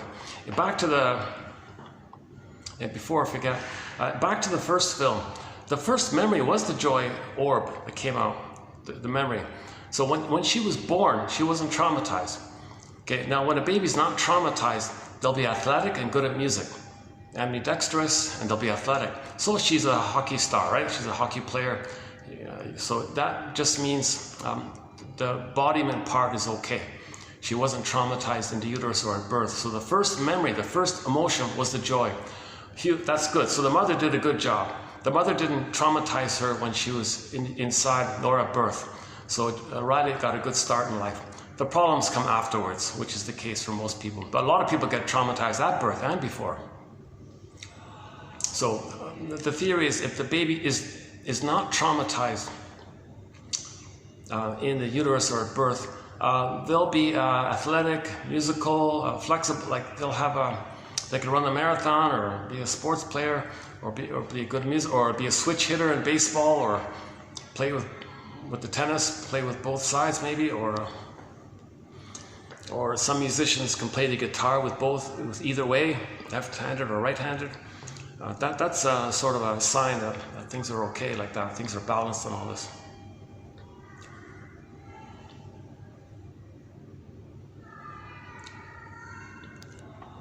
Okay, so back to the trailer. So so anxiety is at the console. The outer expression or the byproduct of fear and sadness being bottled up. Okay. Again, the theory is, I'm going by the theory that in school, no one's supposed to show fear. Okay. And but living life reminds you of the relationship with the mother, because the prototype is set there. And living life triggers up all those old fears: abandonment, impingement, mother's demands, teacher criticizing you, mother criticize you, teacher not happy, the mother not happy, so you want to please the teacher because you want to please your parent. These kinds of things. Okay, now, so joy and sadness are in the bottle. Okay, I think sadness in the bottle is linked to the fear of not being safe with the mother, so they can't mourn losses. So I think if they were to put an outer expression for sadness, they could put a character called melancholia. They could do that. I don't think they need to. They didn't. It's maybe a little excessive. Maybe it wasn't necessary. So I think they didn't need to put an outer character called melancholia. Maybe the NU character might have been, maybe NU kind of seems unhappy, right? NU is unhappy, sad, right? So maybe NU is also playing the repression of both sadness, the lack of identity and inability to feel joy. Maybe the NU is in that area. Okay, so we got anxiety, we got NU. Okay, now the embarrassment one. So shame is in the bottle. So if we can't admit that we were shamed, little things might set off the old shame. That's expressed by embarrassment. So embarrassment's on the console. So a new character, embarrassment. And we saw in the trailer, he was always slouched over, hiding his face, turning red, sweaty palms and all this. Embarrassment. So that's at the console. That's in relation to the shame being denied. Baby was shamed, but it's repressed, denied, and you can't show your shame when you go to school. It's going to come out but in little sneaky ways through embarrassment. So embarrassment is like the animation of shame, the underlying shame that's within. Okay, now the last one is the anger's in the bottle. So once again, maybe in school you can't show anger, right? So anger's in the bottle. So how does that leak out? My first impression, my first guess would be, why didn't they make passive aggressiveness on the console? Why didn't they have a character called passive aggressiveness? Although it's not technically an emotion, it does express anger in covert ways. So if anger can't be overt, there can be covert anger. So passive aggressiveness, you express your anger in sneaky, quiet ways to make others angry. You might be late, or don't do your homework, or be misleading. Just do little things that annoy others. So you're angry, but you do it in sneaky, little, quiet, little covert ways. That's called passive aggressive. You're passive. You're angry, but you do it passively, quietly like that. But they didn't do that. So instead, I thought they did the very brave thing of putting envy. So envy is anger, of course, hatred and all this, hatred of the good. So it'll be very interesting to see what they do with that envy character. Now, the fact that envy is at the console means Riley was traumatized. Envy at the console means she was traumatized. Now let's go back to anxiety. So what's going on there? The link to the theory of envy being there, I think the inference of the clue of the existence of envy being at the console. Okay, envy is just a kind of hate, hatred of the good. Something good, you hate it. Now in the trailer, they didn't show it clearly, so we don't have to wait and see what they do with that. Because sometimes, she's young, so maybe the envy is not too strong yet. She's still kind of young like that. Envy is like a small character, right? But the potential for her developing envy later on could grow, so we don't know which way it's going to go. So maybe at that stage, she may be a little envy. It wasn't jealousy. That's healthier. So if Riley's healthier, they'd put jealousy there. No, it's worse. Envy is more about shame and about what you didn't get, not about something you had and you lost. That's jealousy. So envy is at the console. Now in the trailer, they only showed it was how something great is. And maybe it's either you emulate something and you desire it, or maybe it's a reaction formation. You really hate it, but reaction formation, you flip it. When you hate something, you don't want to show your hatred, so you flip it and say you love it. Sometimes people say they love something. That's called reaction formation or counterphobia. They have affect phobia. There's a phobia of their anger, and then sometimes it's flipped. Well, the mechanism is you just say the reverse and think the reverse, but that links you to the real of the truth behind it. So you stay in touch with your anger or your hatred. When you flip it and say the opposite, it's a way to stay in touch with your anger. So it's called reaction formation or counterphobia like this. So in the trailer, it wasn't clear how they're going to take the envy character. But envy is shown as a small character, which makes sense because Riley's only 13 in that story, right? But the fact that envy is at the console implies oral rage. Okay, back to anxiety. Look at how they drew the character anxiety with that very exaggerated, elongated, super wide mouth. Okay, that's an oral. That's immediately they're trying to show you it's an oral issue. That Riley as a baby has oral trauma.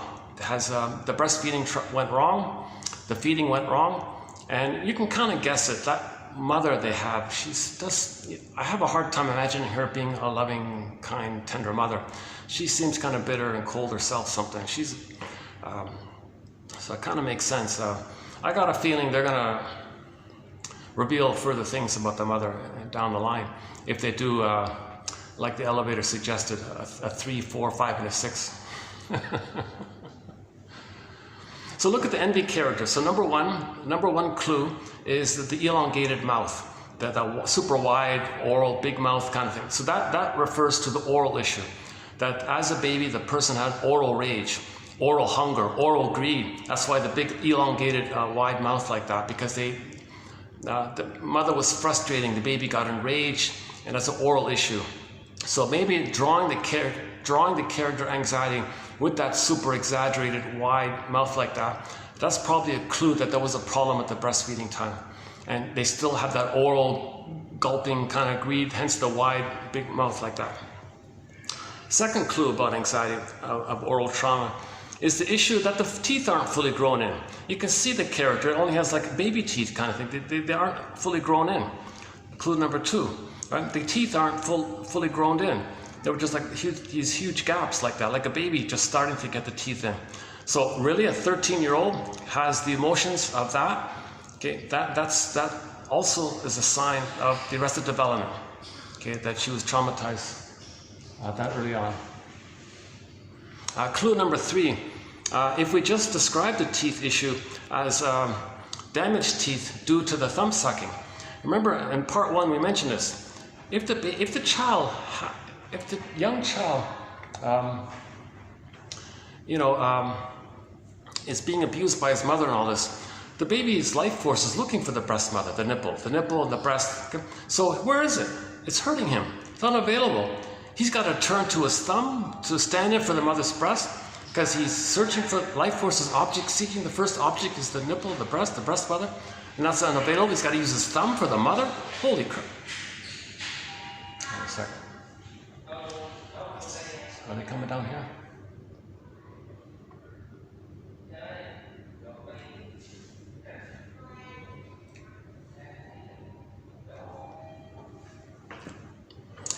Yeah, it's kind of getting. The AC isn't on here. That's a good sign because there's no event. No people using this, but there's no. I'm sweating. You don't see it, but I'm baking here.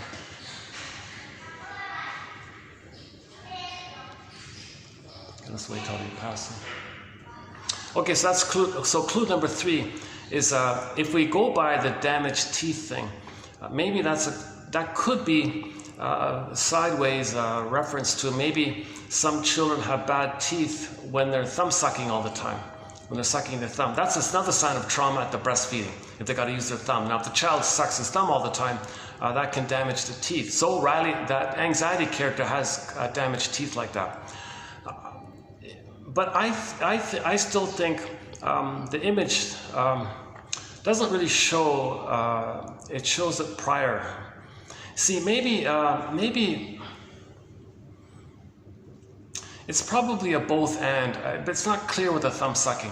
I think the image with the anxiety's teeth being like that just refers to the baby's teeth haven't fully grown in yet. They're just starting to grow in, and we can see anxiety like. So anxiety is a symbol of oral trauma.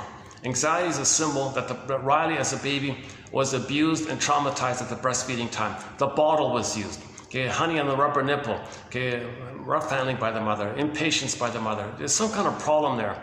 And they froze up at that stage of development. So Riley, my guess is, the message is that image is a clue to or a symbol of trauma during that early time. The time when the baby just started to grow in teeth. A few months old or whatever it is, right? So anxiety, you saw the anxiety character. They don't have like a proper set of teeth, right? Or we can say the gaps in the teeth, that's because she was thumb sucking all the time. But the teeth would still grow in, right? Even though the child did that. The teeth would still grow in. So let's stick with the first theory, that the trauma took place in those early months when the teeth haven't fully grown in. So that's a sign that there's oral trauma. trauma during the breastfeeding time. That's why joy and sadness are always in the unconscious. Joy and sadness are not available. Okay. And the fear, that's called persecutory anxiety. So anxiety is going to represent the old fears of the mother. It's going to represent the inability to mourn losses, that's called complicated grief, and the immense fear around trying to get back your identity to have status at the console. So anxiety is covering both fear and anger. Okay, so joy, how do we describe joy being bottled up? Well, that's what the NU character is for. This bored, blasé character, right? And then anger's, so envy is like a little sneaky envy, but underneath is the anger underneath. Now here's another clue to envy and anger. You got envy at the top, anger in the bottle, suppressed one, and deeper you got sarcasm. We saw in the trailer the sarcasm. We saw the vicious, cruel, really, they made it very clear. The joke was the chasm, like the chasm in the earth, right? Like the crack in the earth, like the grand can, like the chasm on the ground, like that, like the crack in the ground. Oh, there's sarcasm, the chasm, and then you can hear how those sarcastic characters were being sarcastic. Even anger was overwhelmed by the hate of the sarcasm. So the sarcasm was even a greater hate than anger. Like anger, we get the anger, but the sarcasm, they're implying there's a deeper area. So if you put those three up, the sarcasm, anger in a bottle, and envy at the top, those three can be elements of the witch character. So in Riley's mind would be the witch character, but they didn't do it yet. So maybe in part 3 or 4 there'd be this evil witch in the mind that the person's got to deal with. But that witch is their own rage and oral greed. Oh yeah, so anxiety is there for that. Yeah, okay. So anxiety shows the oral rage and greed. Anxiety shows the oral issue. Oh, how's the battery here? 50%. Oh, jeez, it's doing it again. Let's see if I can reboot this. Yeah. See, you see me sweating, right? Doesn't look too good. Huh? See, it's baking here. Unless I go back down. Okay, it says here 92. What is it here? 54. Okay, let's wait a minute. Let's see what it's doing here. 54. It's still on. I didn't need to reset it. It's still on. Let's see. 54. Let me try this. Let me try to unplug it and plug it back in. No, same thing. Yeah. Okay. Now it's not working. Now I get it. Now it's not working. So this is just going to keep on draining. If it's at 50, so I've got like a half an hour left. Okay, let's finish within a half an hour. That's okay. So I got about half an hour left. Yeah.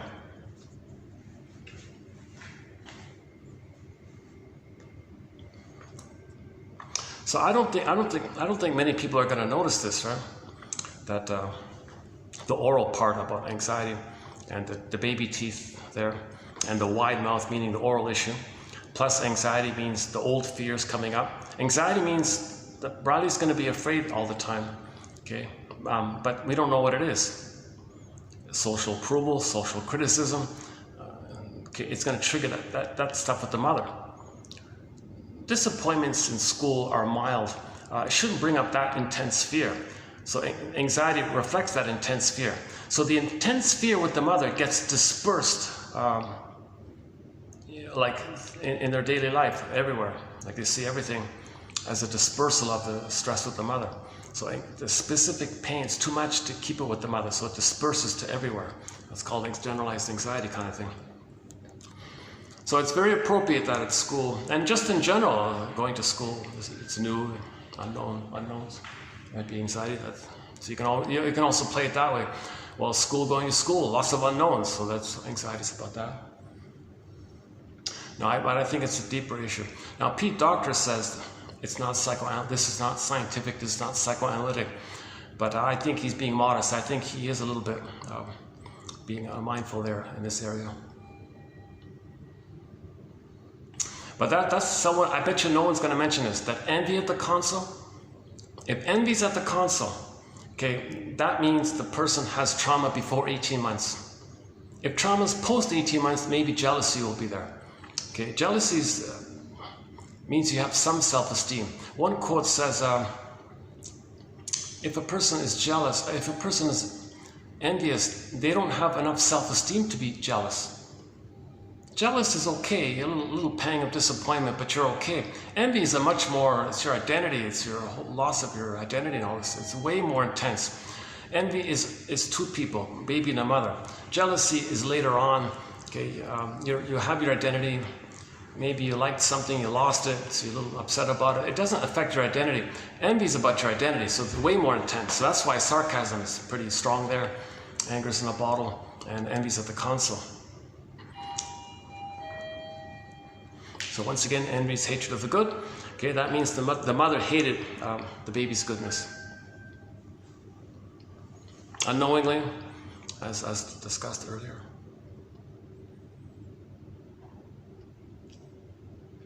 Oh, this is rare to have it like this. Oh my God, this is a holiday. It's rare to find it like this. This is the first time I've been able to use this little end here. See, there's an office there, so staff are, using it. But I don't want to block anyone's pathway. But this is a unique little spot here. But I'm drenched in sweat here. Let's go down to finish up the video. Let's see, 52%. Anything else about the inside out? What are we missing? I feel like we're missing something here. In the first film, the 2015 one, 9 years ago, it took 9 years to come out with the sequel. Oh my God, let's hope the next one won't take so long. But it's great that they're doing this. It's teaching emotional literacy to the public. Pete Docter said that he wants to help educate the public because he thinks there's a huge neglect of inner life. There's a huge avoidance and neglect of our inner life. Okay, so feelings express to what degree a person's needs are met or unmet. In broad general terms, if the feelings, just in general terms, when needs are met, the feelings will be pleasant. When needs are unmet, the pleasant feelings zoop away and you get the anger at the console. They'll be unpleasant. Just notice that kind of link like that. Yeah, let's go downstairs, yeah.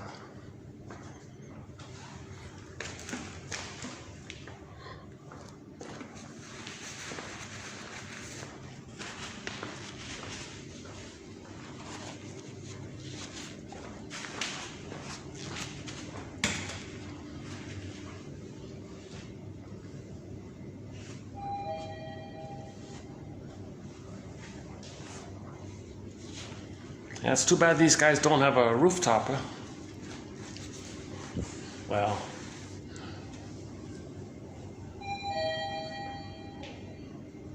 Oh, this is a great place. I love this place, yeah. Lift กำลังลงค่ะ Going down.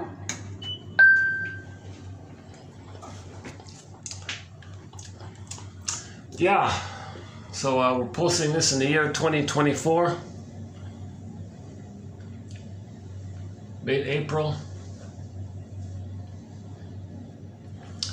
It takes about a few days to upload the video, so this will be available maybe April 18, April 18 or 19 or something like that.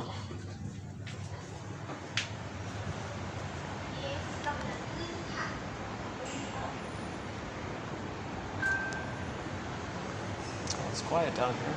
Yeah.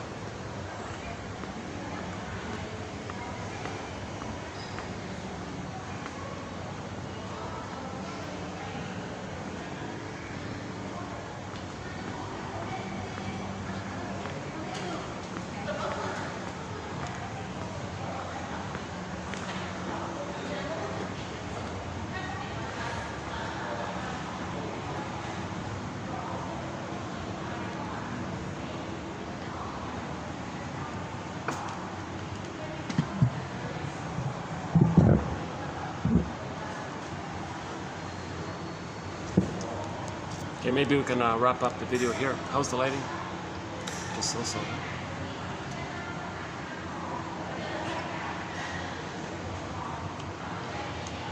Oh my God, talk about bait and switch. This morning I saw like an ad, a promo thing. I thought, oh, let's try this place. They advertised a good deal. Wow, really? Is that true? So I went all the way down, like a half an hour on the SkyTrain or whatever. I get to the place thinking I could do the video there. What a huge bait and switch. I said, well, oh, you mean for this little price, you don't get it? You don't get the full thing? Or you just get this little teaser thing? If you want the full, you got to pay more. What a bait and switch. Classic bait and switch. So I said, oh, forget this, yeah. So I went to the other place in part one. So my part one in this video is I'm a little anxious. I think I've calmed down a little bit by now in this part two.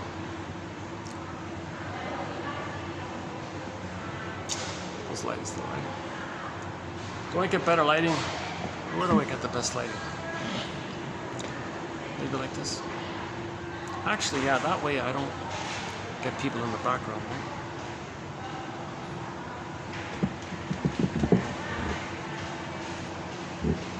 One nice thing these guys do is they have fresh new flowers each time. Let's see, what's this one? Are these, yeah, little white roses, yeah.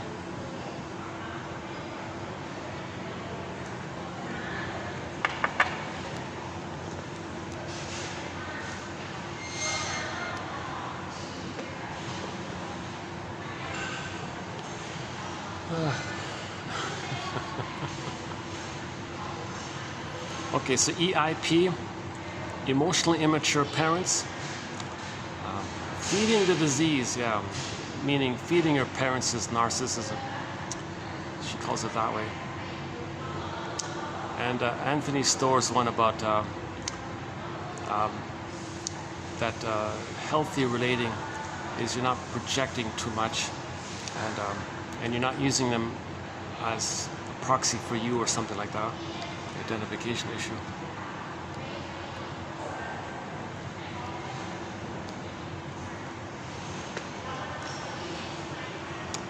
Okay. That's a nice, yeah, nice moment here. Yeah, nice quiet moment here.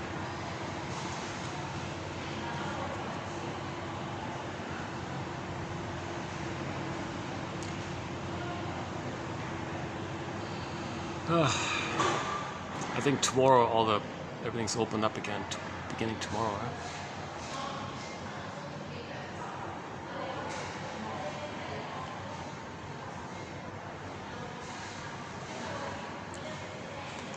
I gotta lighten up with this coffee. This coffee stuff, it's making me sluggish in my speech. I noticed that.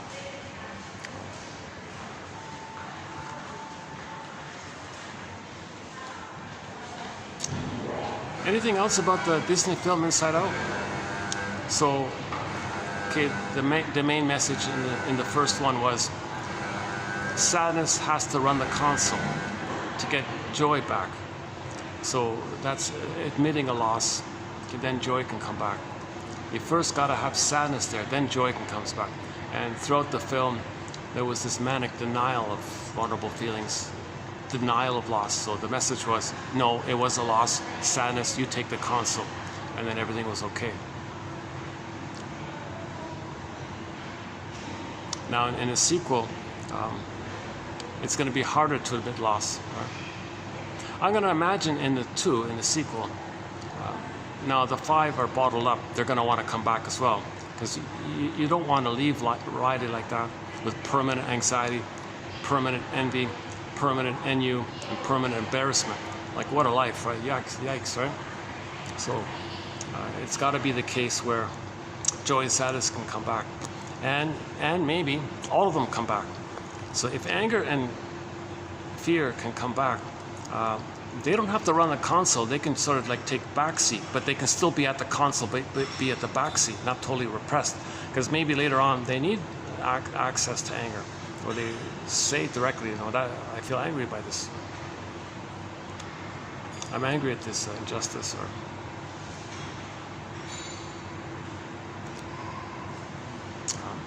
and you want fear to be accessible, because sometimes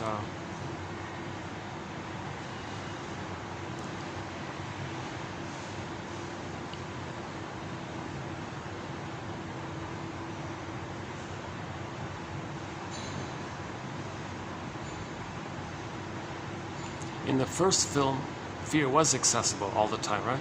So you want fear back, that's normal. See, it would be dangerous for Riley to live life without the ability to feel current fears. She only feels the past fears. What about current fears? There will be current fears, right? So she needs the ability to have fear available at the console to admit present fears, right? So even though there aren't many genuinely current fears,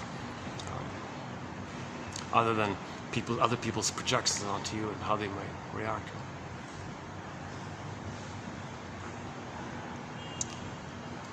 Yeah, it's not nice and quiet. Sometimes it's quiet here. Look at that. What is it?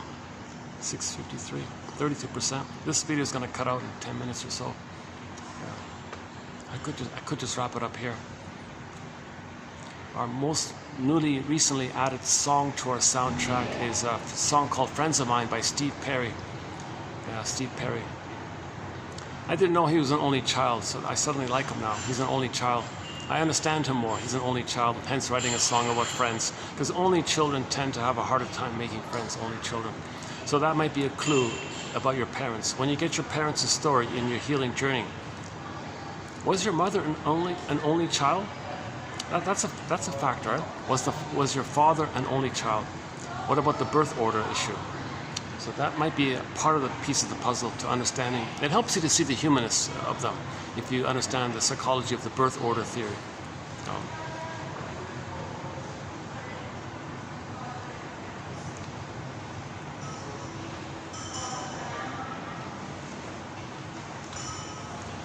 Yeah, I did an abbreviated run through of what we're calling the 48 symptoms of Homo Traumacus in part 6 of 6 of 2805. But for a more complete version of it, go to 2725 part 3 of 3. It's a 7.5 hour video. Oh, hold a second. Okay, let me change seats here for a second. Hold on a second.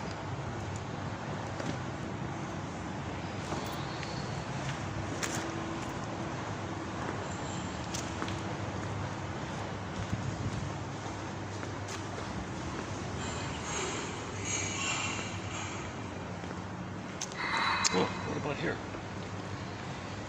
What about here? Yeah, that's directly awkward. Lots of empty seats around here, and a guy just sat right beside me like that. When there's all these empty seats here, so I had to move there.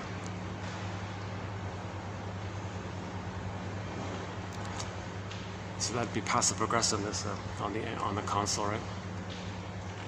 See, I think they could have done that. They could have made a character called passive aggressiveness, but that'd be a boring film to watch, wouldn't it? It'd be boring to watch a film where Riley's being passive aggressive. It'd make the viewer annoyed, right? So that wouldn't work, right?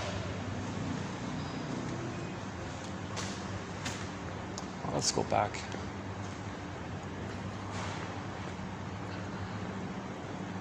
See, I'm getting lighting issues around here.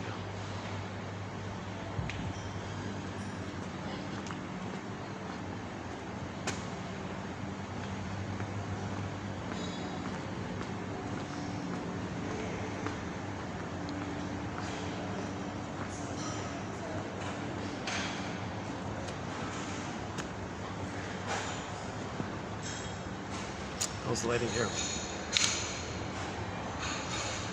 Oh, it's a little bit okay, right? A little bit better. Any final thoughts here? Inside out.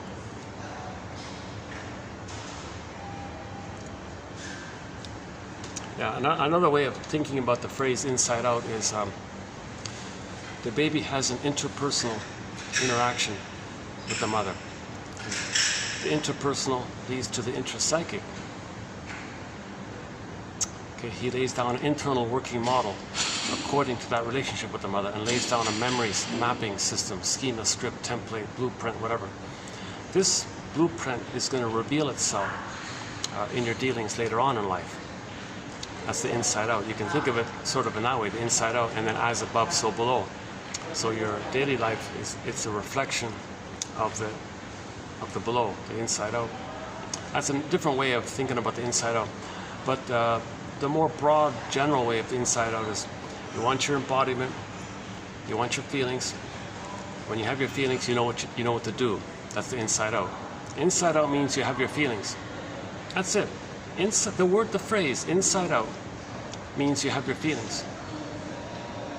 It's not outside in. That means you don't have your feelings. The journey is to get to inside out. Journey, yeah, Steve Perry. He did a pretty good concert in Toronto. Look up Toronto 1994, Steve Perry. He was kind of. I think he should have moved to Toronto. I think he likes Toronto. He should move there.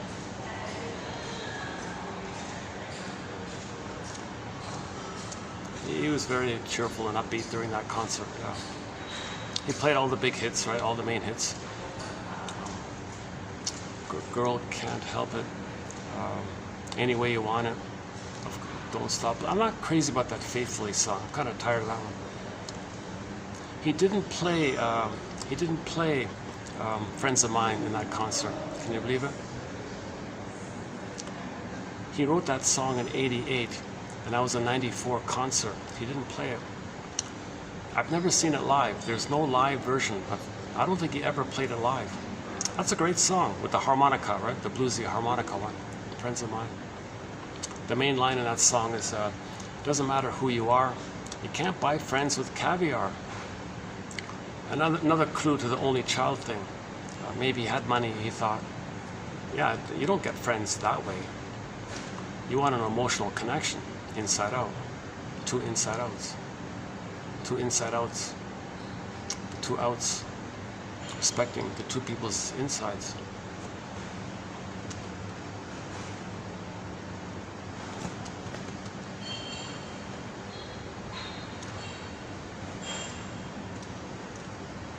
Yeah, it's a unique hotel. I like it. Yeah, it's nice. Very clean, spick and span, very orderly. Nice stuff.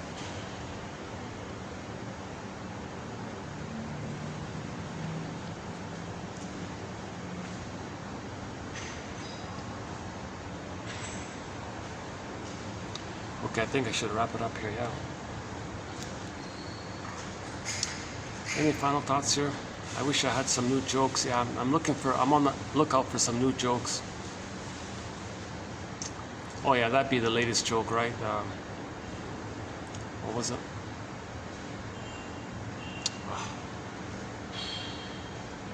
Oh yeah, the guy who said, I don't drink, I was born drunk.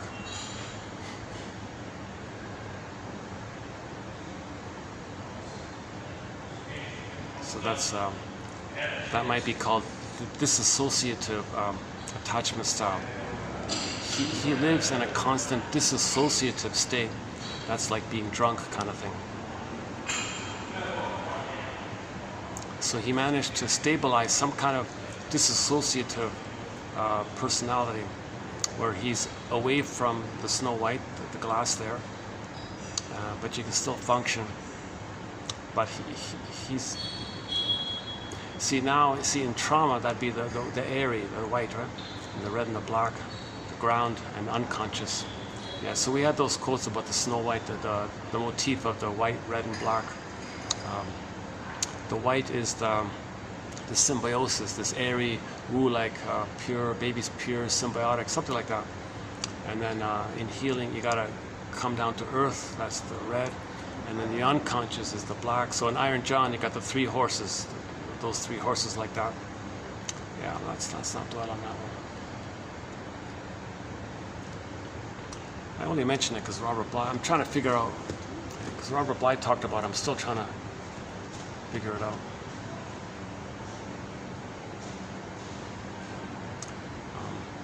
Yeah, so the quote about the Snow White quote is, Snow White had those three. Oh, hold on. Okay, see ya.